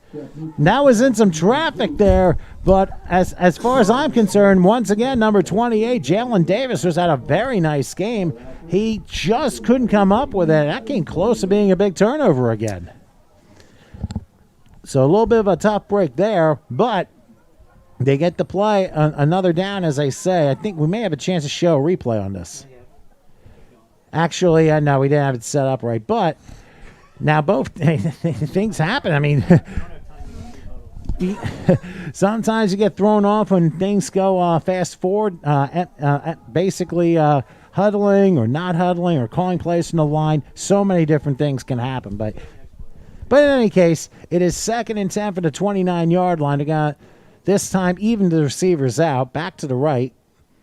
Shifniski will await the shotgun snap. Goes off. Oh, he's in trouble. Down he goes. Oh, they came and looked like a corner blitz that time, and there were 2 players right there to bring him down. And I think that's like the 4th sack of the game for this Garden State defense. Yeah, you had 2 guys coming off the edge on either side. They got the offensive guard got beat on the end by actually both players on either side, and they sort of met at the quarterback. And you can see on the snap here, he goes to the play fake, and there is your Shefniski sandwich, who Kenyari Morav Trenton was the one who delivered the first hit, so he'll get credit for it. And also Jerron Morgan was involved with that. So very big sack, 5-yard loss, and now you're faced with a 3rd and about 15 from right outside the 25-yard line. Roth will line up to the left of Shifniski again, evenly divided 4 receiver set. Let's see what Shifniski will do here. They're going to show blitz yet again. Oh, and he drops the snap. He picks it up. He's going to roll back. He's going to have to lob it. And it's caught, no, juggled on the sideline. Incomplete. Would not matter anyway. But once again, mistakes by the East Penn Raiders and a feisty Gladiator defense coming charging at every turn has forced yet another 3 and out. And like I said, that punt, that 60-yard net off that muff, that has really turned things around. Exactly, and on that play, it's just one of those, again, it's the simple thing. It's the quarterback and center exchange that let them down.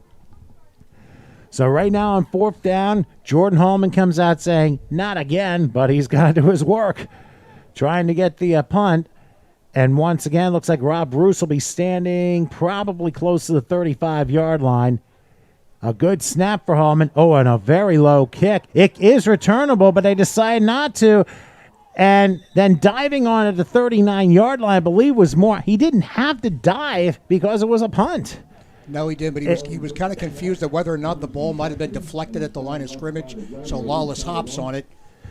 First and 10 for the Gladiators at the East Penn 40. And by the way, just so you know, we want to give a shout out to our friends, and you saw a commercial on this earlier, the Scorecard Sports Bar and Grill, located at 130 North Broadway in Wind Gap. They have been around for us the entire season. And, of course, one of those establishments, they have 3 nights a week entertainment, and they're all HD with all their stuff. So get some good food there. Give them a call, 610-863-5269 for the Scorecard Sports Bar and Grill in Wind Gap, Pennsylvania. And it's only about 25 minutes from here, too. Just one exit up on the Northeast Extension. So, all right, here we go. 1st and 10, and right about the 40-yard line is where the Gladiators are. Best position they've had in a while. They'll triple the left side as Jones will take it, and this time a delayed handoff, and maybe it was too much of a delay because it ends up being a 3-yard loss all the way back to the 43-yard line. Now, I'll tell you, it was in on that one. That looked like Matthew Shared was able to bring that down. Let's take a look. Yeah, it looked kind of like a delayed delay here, as he certainly did wait a long time, hoping the the offensive line would be able to push the defenders to one side, but 52 for East Penn was having absolutely none of that. Well, you also need speed for a play to work like that, and you would have to expect like a speed back to take like a slow developing play and then shoot up the middle and see what else you can get. So 52, Matthew Shared from Easton High School locally here makes the play for East Penn. 2nd and 14 now, as here's Jones back on the snap. He is under a rush. He's going to fire, and it's a little bit high and incomplete. I believe they went after Zachary Bouts again, but that didn't quite work out, and forces 3rd and 14. And the defensive chess game continues. Yeah, both teams, neither one able to take advantage of good field position in this game.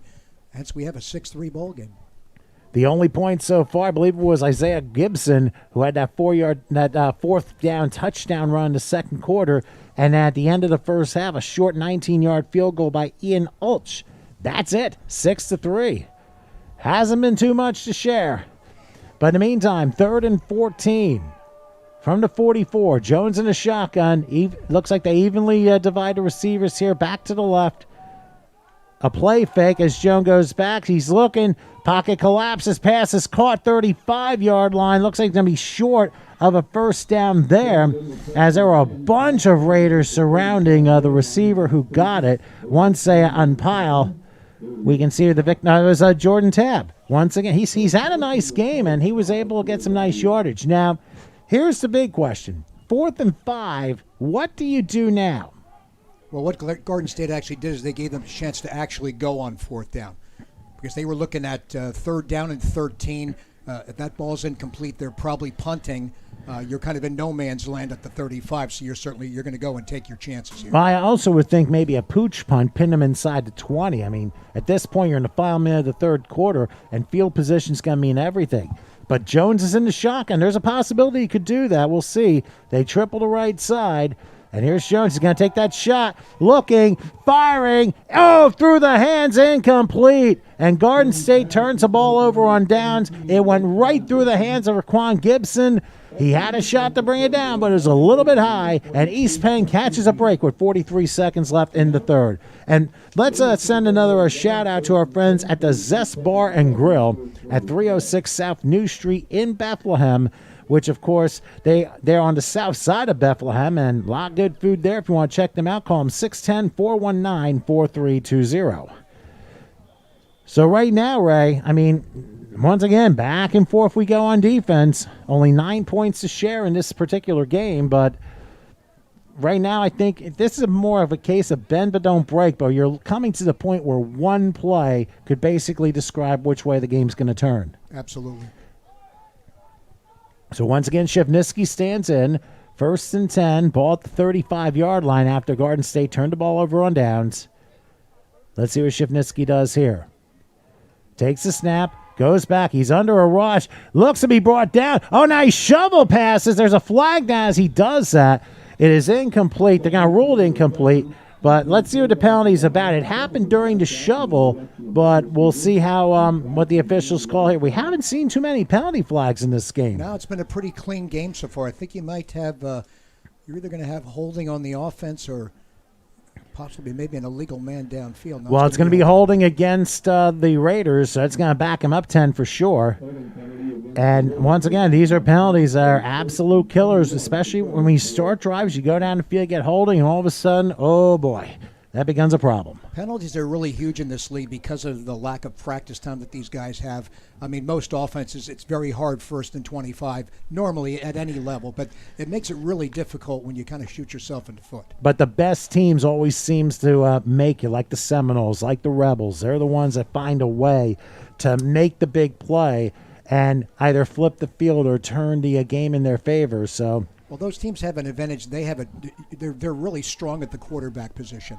And those guys, when they have the ball on every snap, they can get you out of trouble quickly. Okay, so 1st and 20, back at the 25-yard line. So for the Gladiators, they got a break on this. Shevnisky again weighing the shotgun snap. This is going to be a run to Roth, and Roth is tripped up at about the 28-yard line. Give credit to Lewis Potts. He has had a very nice game, and he was the one that made the shoestring tackle. Yeah, he got hurt earlier, and we were questioning what he was going to be like for the rest of the game. But, boy, he has been all over the field. And most definitely, he has been one of the more important players for the Garden State defense. So I don't think they're going to run another play here in this quarter, so we're going to take the long walk, and Wade says, all right, come with me, let's switch around. We'll wave 4 fingers and just say it's 3-quarter time. So after 3, it's the Garden State Gladiators 6 and the East Penn Raiders 3. We have a haunting final quarter coming up, so I guess we're going to get a break here. Yeah, we might as well. So we'll come back for the final 15 minutes after this.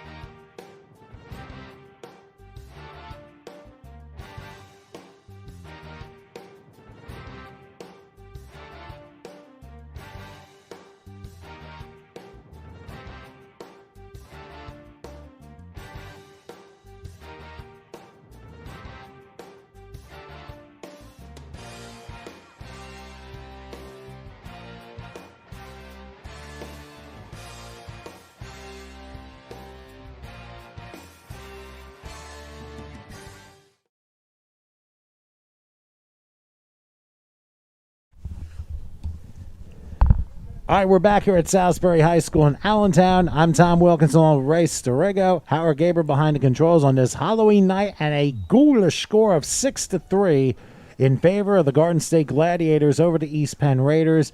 All the scoring came in the second quarter of this game. Nothing has happened since the final play of the first half, but right now for the East Penn Raiders, they're faced with a 2nd and 17 from the 29, and we have a progress score to give you after this play. In the meantime, Shifniski lines up in a 4-receiver set back to the left, tripling to far side. A big 2nd and 16 right outside the 30-yard line. Shifniski takes it. He goes back. He's going to go with a home run ball. He's got Alford. Alford's got it to the 20, the 10. He's home. Welcome to the end zone on 70 yards and no flags. Tyler Alford comes through to give these Penn Raiders their first lead of the game. And my color commentator is speechless.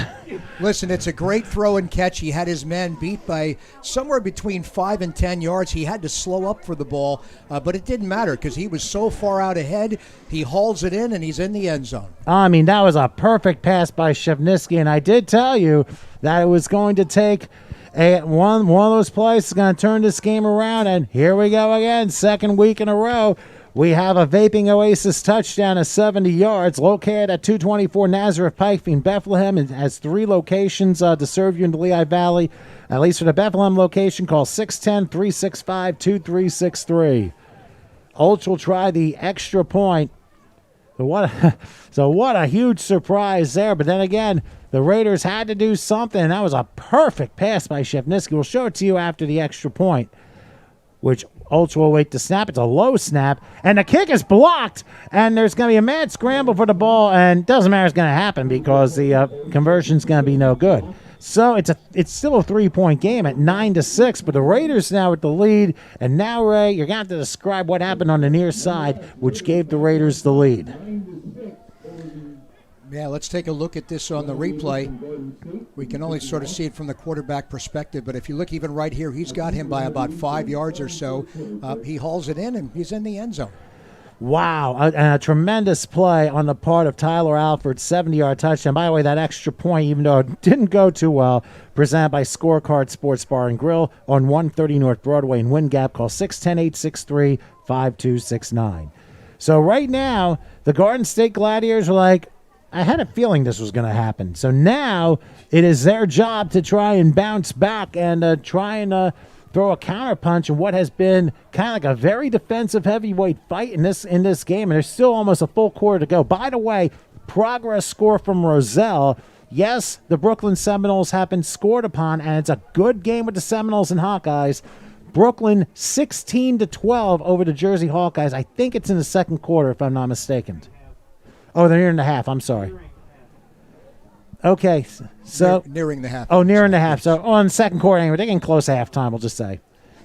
All right, so for East Penn, they will kick off. They haven't done that in a while. So here they approach the tee, and it is launched all the way down to Rob Bruce. takes it about the 5-yard line. He has a haul 20 to the 30, maybe the 31-yard line. That's about it. So that's where the Gladiators will start 1st and 10. And now it's time for Ricky Jones to see if he can counterpunch Shepniski's long touchdown. Gladiators have really been stalled here in the second half. Offense has been very limited. I'm figuring they probably have about 30, 40 yards in offense here in the second half. They're now down. Going to be time to crank this offense into gear. And for East Penn, you want to keep the foot on the pedal when you can. And I think that's going to give a spark to everybody. Remember last week when the Raiders fell behind 8-7 to the Predators, that was like their wake-up call, and all of a sudden they scored 21 unanswered points on the way of that 28-14 win. Right now it's up to Ricky Jones to see if he can respond. 1st and 10 from the 31-yard line, and now everybody jumps, and that's going to be a false start against the Gladiators, so it backs it up 5 yards there. So now they're behind. It's like now everyone's getting a little bit antsy here, so this is where the Gladiators have to guard their grill here. Say that 3 times fast. Better you than me. Gee, literally. But in any case, this is a key drive. This is a key drive for the Gladiators. The ball spot at the 26 now following the false start. They're going to go 3 wide slot right and between split backs yet again. 1st and 10. Ball spotted at the 26. Jones in the shotgun snap. People move again. I don't see any flags, though. Handoff will plow the way to about the 28-yard line. Looked like a couple of people might have jumped on the East Penn side, but that's a lot of movement for no flag. Well, that does happen in semi-pro. You tend to see a lot of movement and ends up not seeing any flags. So no harm, no foul, but only a 2-yard gain. I don't think that's exactly what the Gladiators had in mind to start this drive. I'm sure it's not a penalty, and then the sort of a little botch play there, and it's 2nd and 14. Hey, assume nothing, as they say. Remember, you can have a late hit out of bounds and no flag, and you could have a clear-cut penalty, and the officials choose not to call it for whatever the reason. So, Gladiators have to just get back to work here. They go 3 wide slot right here. Now they're going to even the receiver issue here. 2nd and 13 as Jones is back under a heavy rush. He's going to throw, and the pass nearly ends up being intercepted. The nearest man there was Justin Hayes of East Stroudsburg. There was really the receiver was like maybe 10 yards away from where the ball was headed. Yeah, it looks like Zach Butts for Garden State was running a deep pattern and didn't see the rush was on. He didn't come back and help out his quarterback. Luckily, that pass was shorter. We might have had a pick 6. Well, it would have been very close. But in the meantime, it now forces a 3rd and 13. It will spot the ball close to the 28-yard line, and this is a critical play here. They go 4 receivers. They triple the left side. Back to the left of Ricky Jones in the shotgun snap.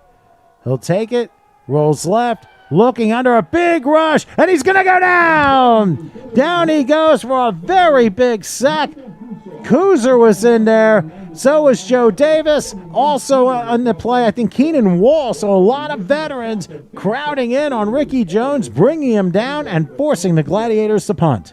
And that was caused by great coverage in the secondary. Ricky Jones had absolutely no one open on the play and had to eat the ball.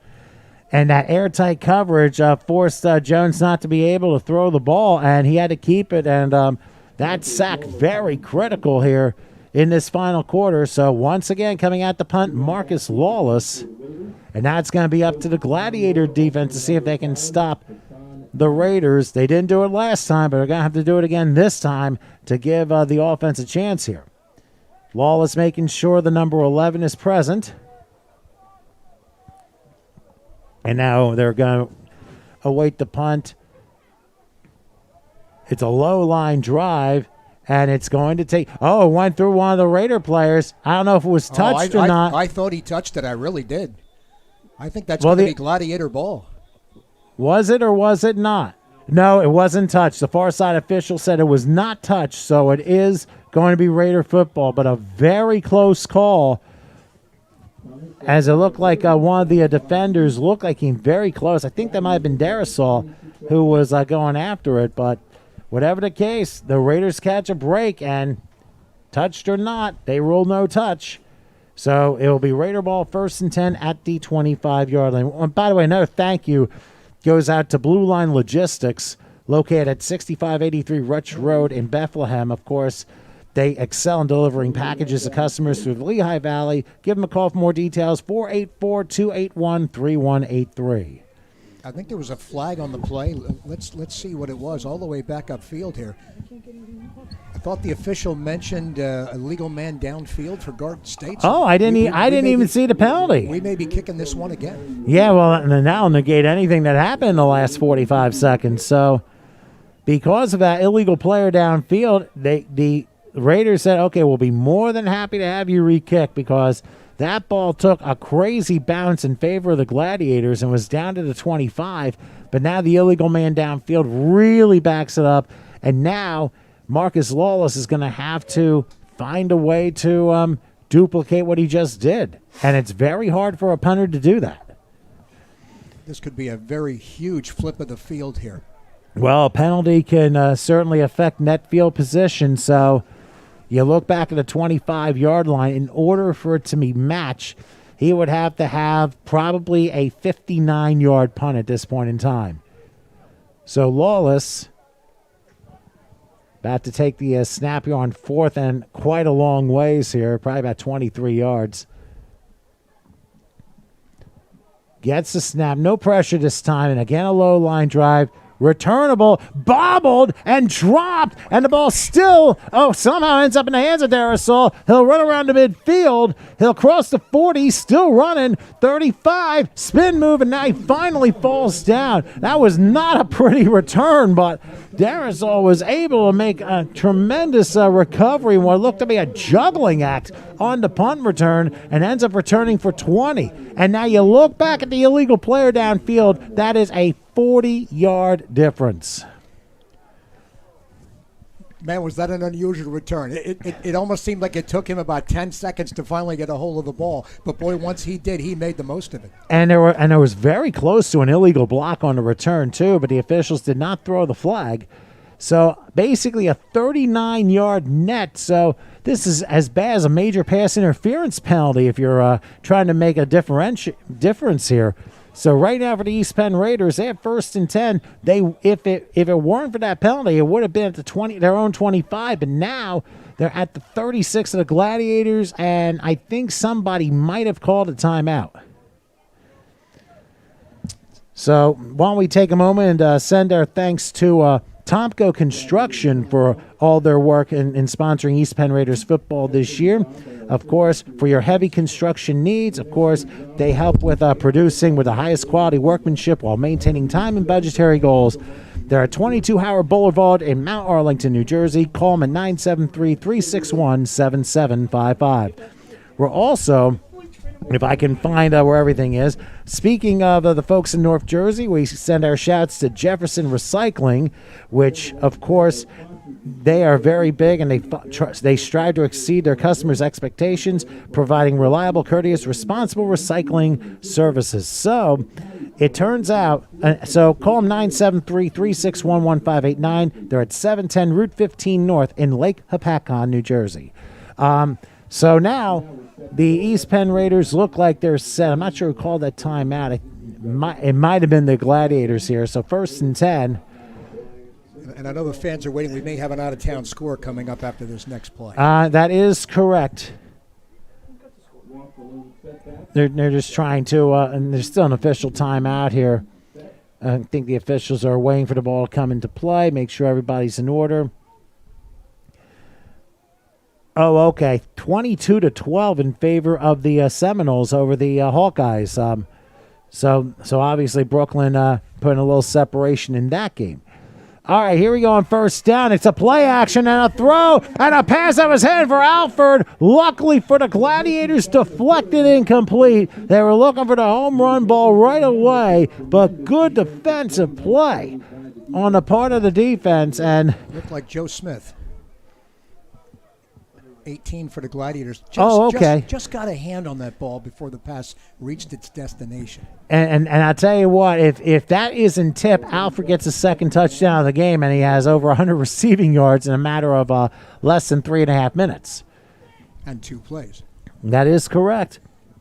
But Shifniski's like, we know we got to take some more shots down the field. One worked for them that time, didn't quite work, but now the Gladiators on their heels because now they're trying to spread that defense, and it seems to be working right now. So 2nd and 10 now from the Gladiator 36-yard line. We'll see what Shifniski does here as he looks like they're going to go with a 3-wide slot right. And now they send a Wade in motion. There's that sweep play. He'll cross the 35, 30. Still didn't go down until about the 27-yard line. Looked like he was tackled, but his knee was never down. So they're going to give him a 9-yard pickup. Wade says he wants the first down. He can't get that greedy. He can't get that much candy in the bag for one play. But it is 3rd and a yard, and that's a great play by Wade. Once again, a running play to the wide receiver coming this way. East Penn has had a lot more success running off the tackles than between the tackles. You see the wide receiver come in motion, sort of a little flip pass, and he makes the most of it. More like a jet sweep play, I would have to say. And when he went down, his knee didn't come down till real late, so he was able to get maybe another half a yard, maybe a yard out of it. So critical play. It is 3rd and a yard now from the 27 as Shifniski will evenly divide the receivers. Let's see if he goes back to Roth again. They shoot for the blitz, and oh my goodness, that is Jimmy Johnson timed if you've ever seen it. It was absolutely perfect timing, coming shooting through from his defensive back spot and makes the play. And a 3-yard loss to the 29-yard line. So now this puts the Raiders in a very interesting situation. Keep your eye on Marcus Lawless. You could not time this any better. It ends up being a sack officially. So Lawless ends up getting it. I mean, you cannot time that any better. And the strangest thing is he got both guys. He got the running back first and then the quarterback second. Well, he got 2 treats in one trick play. So 4th and 3 from the 29-yard line. So it's a 2-yard loss, and they are going to go for it. This is going to be a critical swing play if you want to take a closer look at how things are going to wind down. They send Roth to the left. 4 receivers evenly divided. Shifniski in the shotgun. He'll await the snap. Waiting to take a look. He does. Play fake. Fires. Pass is caught by Wade for a first down to 24-yard line. Perfect play call and a perfect spot for Wade to catch it. That moves the chains. Great recognition by Wade. He knew exactly where the sticks were. He got about a yard pass, made the catch. First down, East Penn. And all first downs for the East Penn Raiders this year presented by St. Luke's orthopedic specialists. So obviously that is a very big play for the Raiders. I mean, 4th down, if that doesn't work, and I mean, there have been receivers that have come close to catching balls and haven't been able to put their hands under it, but Wade, sure-handed, made sure of it, and East Penn continues their drive. Now, they want to get points on the board to make it a 2-possession game at all costs here under 9 minutes till time. Shifniski in the shotgun snap, tripling to right, going to throw it to Wade again. He'll dive to the 25, maybe the 22-yard line. 3-yard pickup that time, and forces a 2nd and 7. And I believe that was Jerron Morgan again who was able to make the stop. Yeah, Morgan did a nice job. Looked like he was going to come off the edge, but I think he saw the running back coming out of the backfield or the wide receiver. He kind of went off of that and went back in coverage and made a nice play. Looked like that play was going to get a lot more than what it got. No, it was a quick hitch play, but the Gladiators have done a good job keeping things in front of them for the most part in this game. The only play where they really haven't been able to do so has been that 70-yard touchdown to Tyler Alford, which has been the difference in this game so far, and that's why East Penn has a 9-6 lead as the clock continues to wind down. 2nd, and we're going to say 8. They got him at the 23-yard line, so it wasn't as much as I thought it was. Shifniski in the shotgun. He'll await the snap. Gets it. He'll throw. He's going to go for the home run ball. And it is caught. Welcome to the end zone. Jordan Hellman on a perfectly timed throw comes through with a 23-yard touchdown strike. And East Penn extends their lead. Deja vu from last week. And you couldn't run that play any better at any level. It was a great throw and catch. The defender was right there, almost got the ball, but the completion was perfect. Just simply a great play. And you got to give Shifniski credit because he has thrown 2 perfect balls. Alford one, Hallman the other that time from 23 yards out.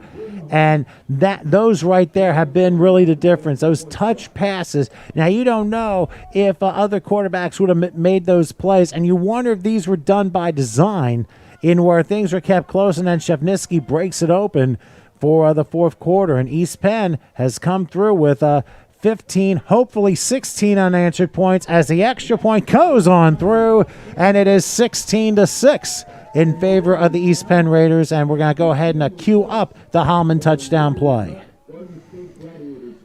And I think the key is it was a quick snap, and then Shevnisky just airing it out. And like I said, in this league, timing is everything, especially in these plays. Well, on the top side of the screen, you did have two wide receivers, both man-to-man, and he certainly takes advantage of it. And the snap wasn't that great, which is even more impressive. And they go down the field in that perfect play. DeJohn Thomas was the defender there, but Holman was able to beat it out very easily and came through with the score. And now it's a 10-point game, and clearly now the East Penn Raiders have all the momentum nearing the midway point of the final quarter. And why don't we show that play from another angle here? We'll get a better look. As you can see, Holman's lined up. You see the two wide receivers, man-to-man, top of your screen. Yeah, Wade's in the right slot that time. He just runs a go. It's run as fast as you can, and I'll throw it up. All you have to do is catch it. So once again, here it is, and he just keeps going and going and going, and actually it was actually number 27, A.J. Swain, who was on the coverage. I thought it was DeJohn Thomas, but he was away from the play. And you know what? That's not bad coverage either. That's just a perfect pass. And sometimes you may have the best coverage in the world, and somehow the ball sneaks by you. All right, so the East Penn Raiders kick off. And taking about the 8-yard line, they may swing it around. They do to DeJohn. And DeJohn is going to be spread down the 18-yard line. And I tell you what, they tried that trick play on the special teams, and the Raiders were ready for it. But you know what? That's what you call on special teams and in football staying home. Those two guys were there to seal the end, and they weren't going to go out of their zones. They simply waited for the play to come to them. And now the Gladiators are faced with the task of 2 timeouts and needing to score twice in 7:27, and that is not an easy thing to do. Of course, their lone score came on that Gibson 4th down, 1-yard touchdown run. He had to fight for every inch to get into the end zone there. That gave the Gladiators a 6-0 lead, but since then, East Penn has scored the last 16 points. And down 2 scores, this is pretty much hurry-up offense here. Yeah, you could say fast forward or up-tempo, one way or the other. So 1st and 10 here is Jones going back. He's going to throw a little short one that's caught by Tab at the 30. He hesitates a little bit and goes down. Oh, and did he lose the ball, or did the referee blew it dead? Referee blew it dead. Lost the football, but the official had blown the ball dead. So it'll end up being a 1st down to 33 and a gain of 15 yards. Jones fades a little left here, trying to buy himself a little bit of time as the pocket started to collapse and found his man over the middle. So it is 7 minutes still time. And obviously the Gladiators have to go a little faster than this. Ball at the 33-yard line, 1st and 10. Ricky Jones, the quarterback out of Philly, looking to provide some magic. He goes 4 receivers. They triple to the left side, back to the left. Jones will await the snap. They're coming this time. Looking, firing. There's a man open. Caught midfield. Missed tackle to the 40, down to the 37-yard line. And once again, Zachary Bouts, who's had a very nice game offensively, gets all the way down to the 37. That's a 30-yard pickup. Yeah, he caught him between the linebackers and in front of the DBs. He found that little hole there on the far left side of the field. Nice completion. And once again, going fast forward, and that's working so far for Ricky Jones and company. 1st and 10. Blitz this time. Jones looking. He will fire. And it looked a little bit low. Pass is incomplete. Tab was the intended receiver. Looks like we might have a late hit on the quarterback. Well, yeah, there was a flag down, and you got it, roughing the passer against East Penn. So that's an automatic 1st down to 22-yard line. Yeah, so good eyes there. I still need mine check. Well, when you see that flag right about where the quarterback let the ball go, you kind of figure it's a late hit. We might see that on the replay. We might not. Nah, I don't think we're going to do that. That'll cause too much conversation, especially on a night like this. But anyway, And the last thing you and I need is conversation. Well, but that's our job anyway, but still.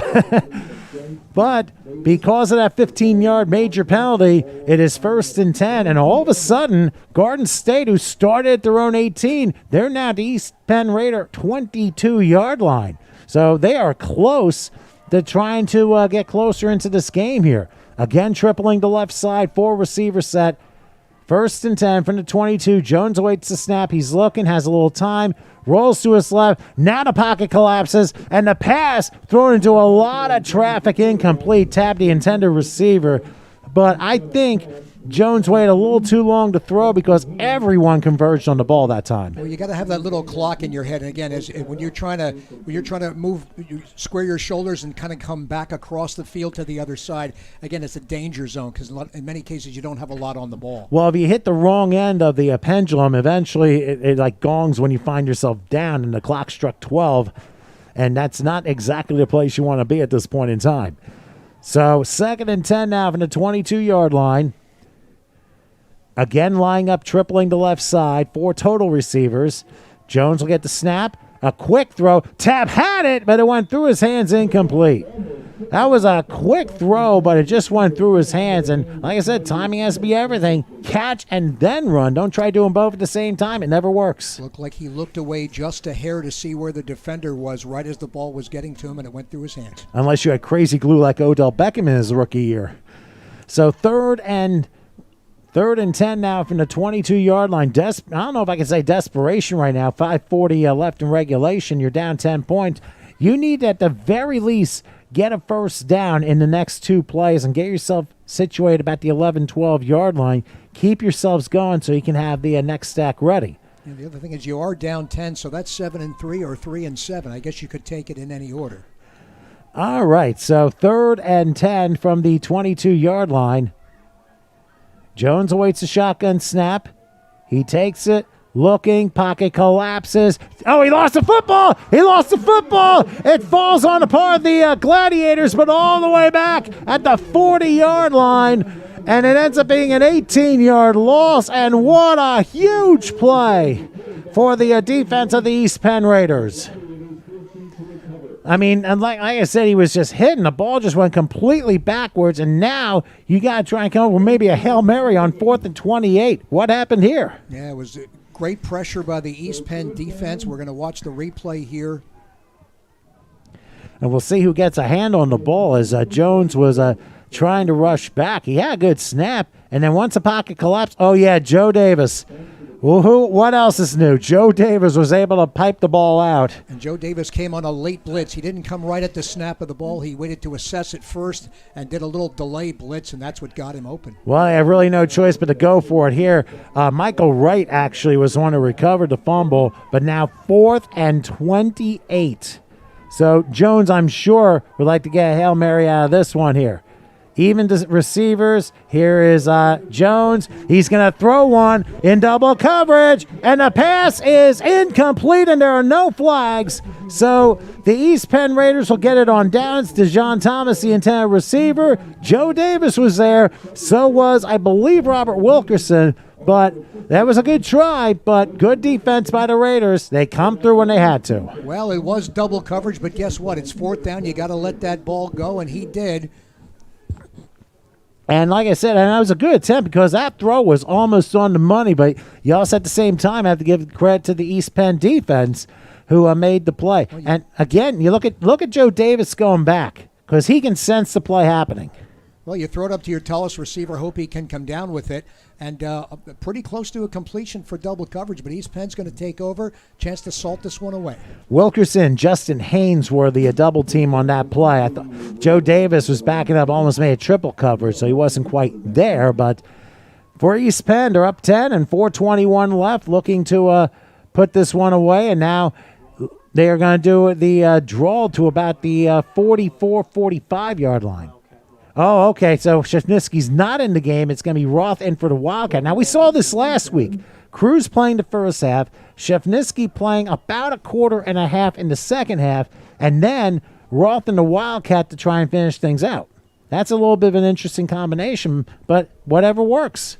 I'd certainly expect to see him in the Wildcat for the rest of this game. You certainly want to bleed that clock, and if you can do that with a first down or two, you head out of Salisbury today, possibly in third place in the MLF. Well, most definitely, because Shivniski is on the sideline, so it is Roth going Wildcat here, and might be Kuzer to his right. Yeah, that would be Robert Kuzer. Oh, they're just waiting for they're waiting for the hand to go up. There we go. All right, Roth will take this on second down to Wildcat. Couple missed tackles, but he's going to be thrown down. Got as far as the 44, but that's about it. So a 1-yard loss. Clock running down to 3:10 till time, and East Penn up 10. Again, just trying to run the clock out, and I wouldn't be surprised if Garden State gets a stop here. They use one of their remaining timeouts. Or maybe I guess they're going to use it now.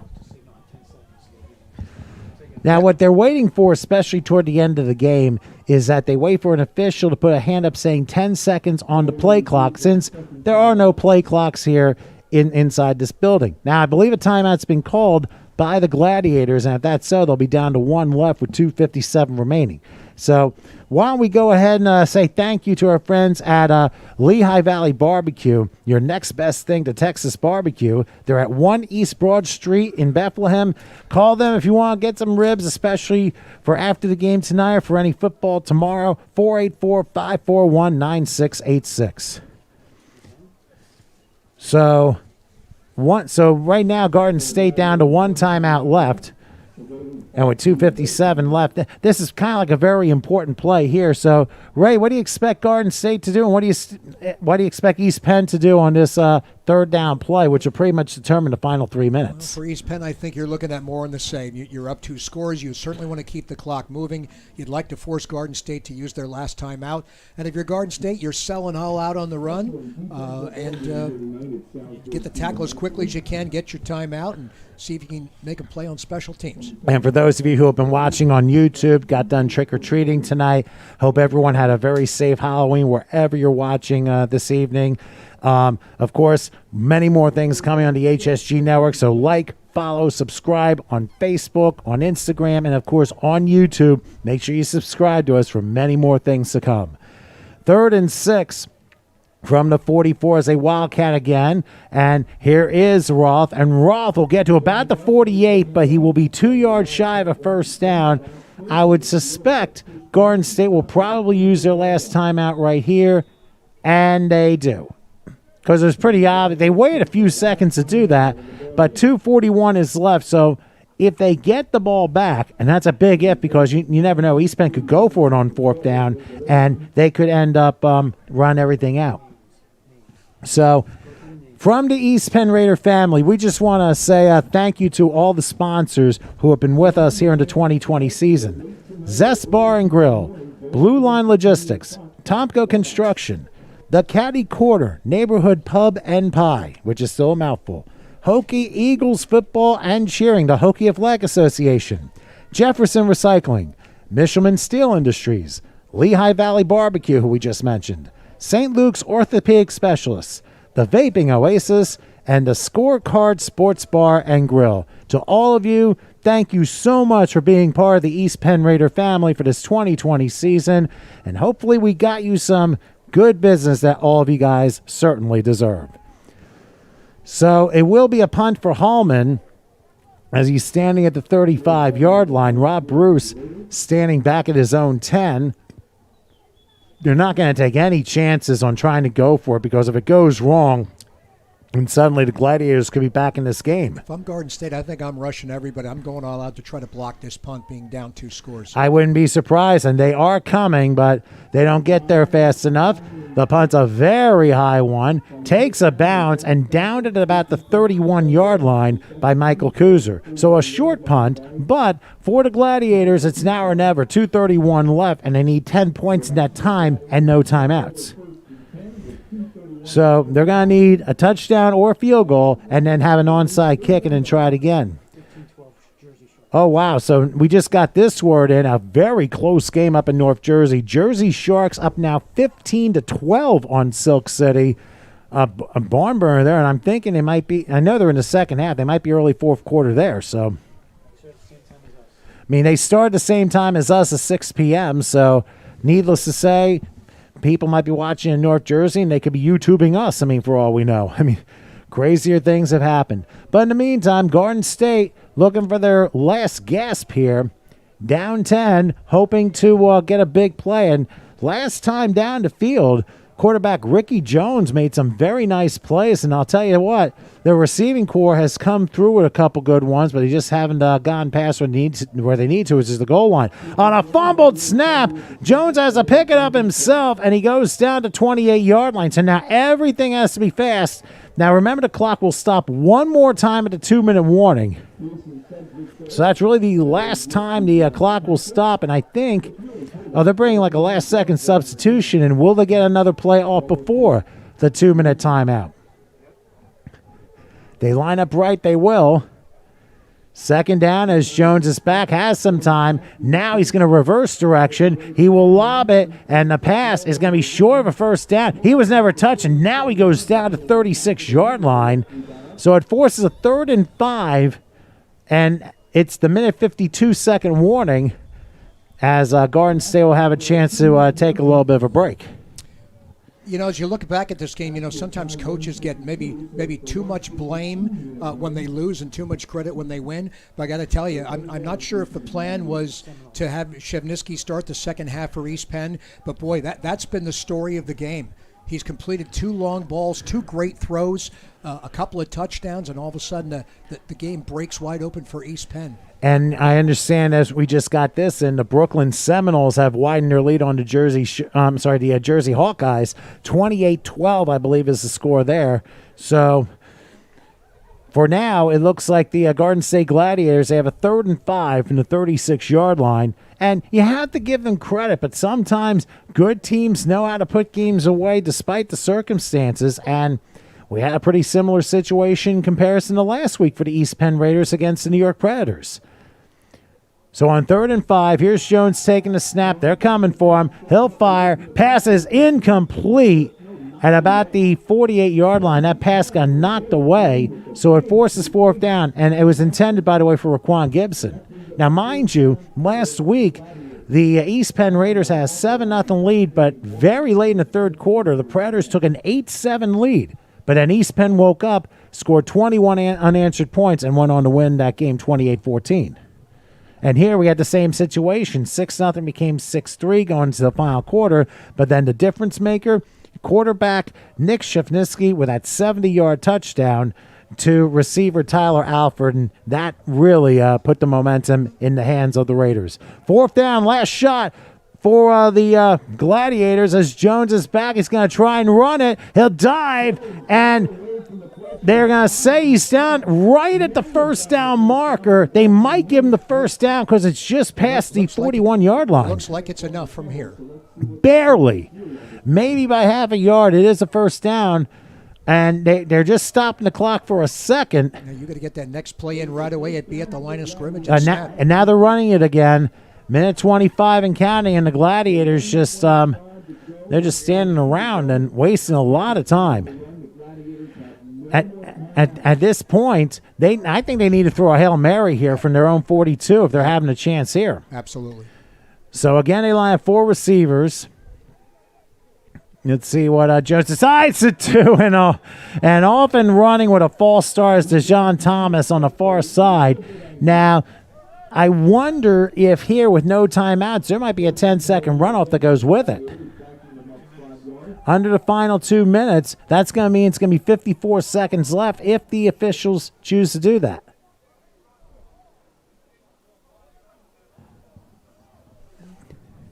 The officials yelled something. So it'll be 1st and 15 from the 37-yard line.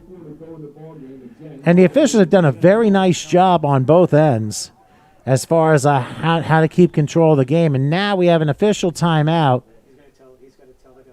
And I think what they need to do is tell the official timekeeper about how much time is left in the game. So we're waiting on that. 10-second runoff it could be. Well, whatever the case may be, it'll be 1st and 15 from the 37. And like I said, they're going to do a Hail Mary. This is it right here for the Gladiators. 54 seconds left. And usually the clock runs after it's set in play, but it's not here. Here we go, 1st and 15. Here's Jones back, looking. He'll fire left side. It is intercepted, and there's a nail in the coffin. Taking him at the 40-yard line. Missed tackle. Tyreek Smith down to about the 37. Trick or treat. The East Penn Raiders will have their candy bags full with a win. Yeah, East Penn really came on at the end of this game, especially in the fourth quarter. They've done it before. They've been in that situation before. And as you did say, good teams have a tendency to find a way to get it done when things maybe aren't going quite as well as you'd like them to. And especially for 3 quarters today. Now, they did force 2 turnovers earlier, but this one's the third, as Jones was looking for his man, but his man slipped down, and there's Tyreek Smith. Had a very nice game today with the final interception, his second interception of the game. So obviously there'll be plenty of chocolate in his bag after this game is over. So, hey, we dressed up as football players, and we got a few sacks, we got a few Butterfingers, and for I don't know if I can say dressed up as an announcer, but it goes without saying.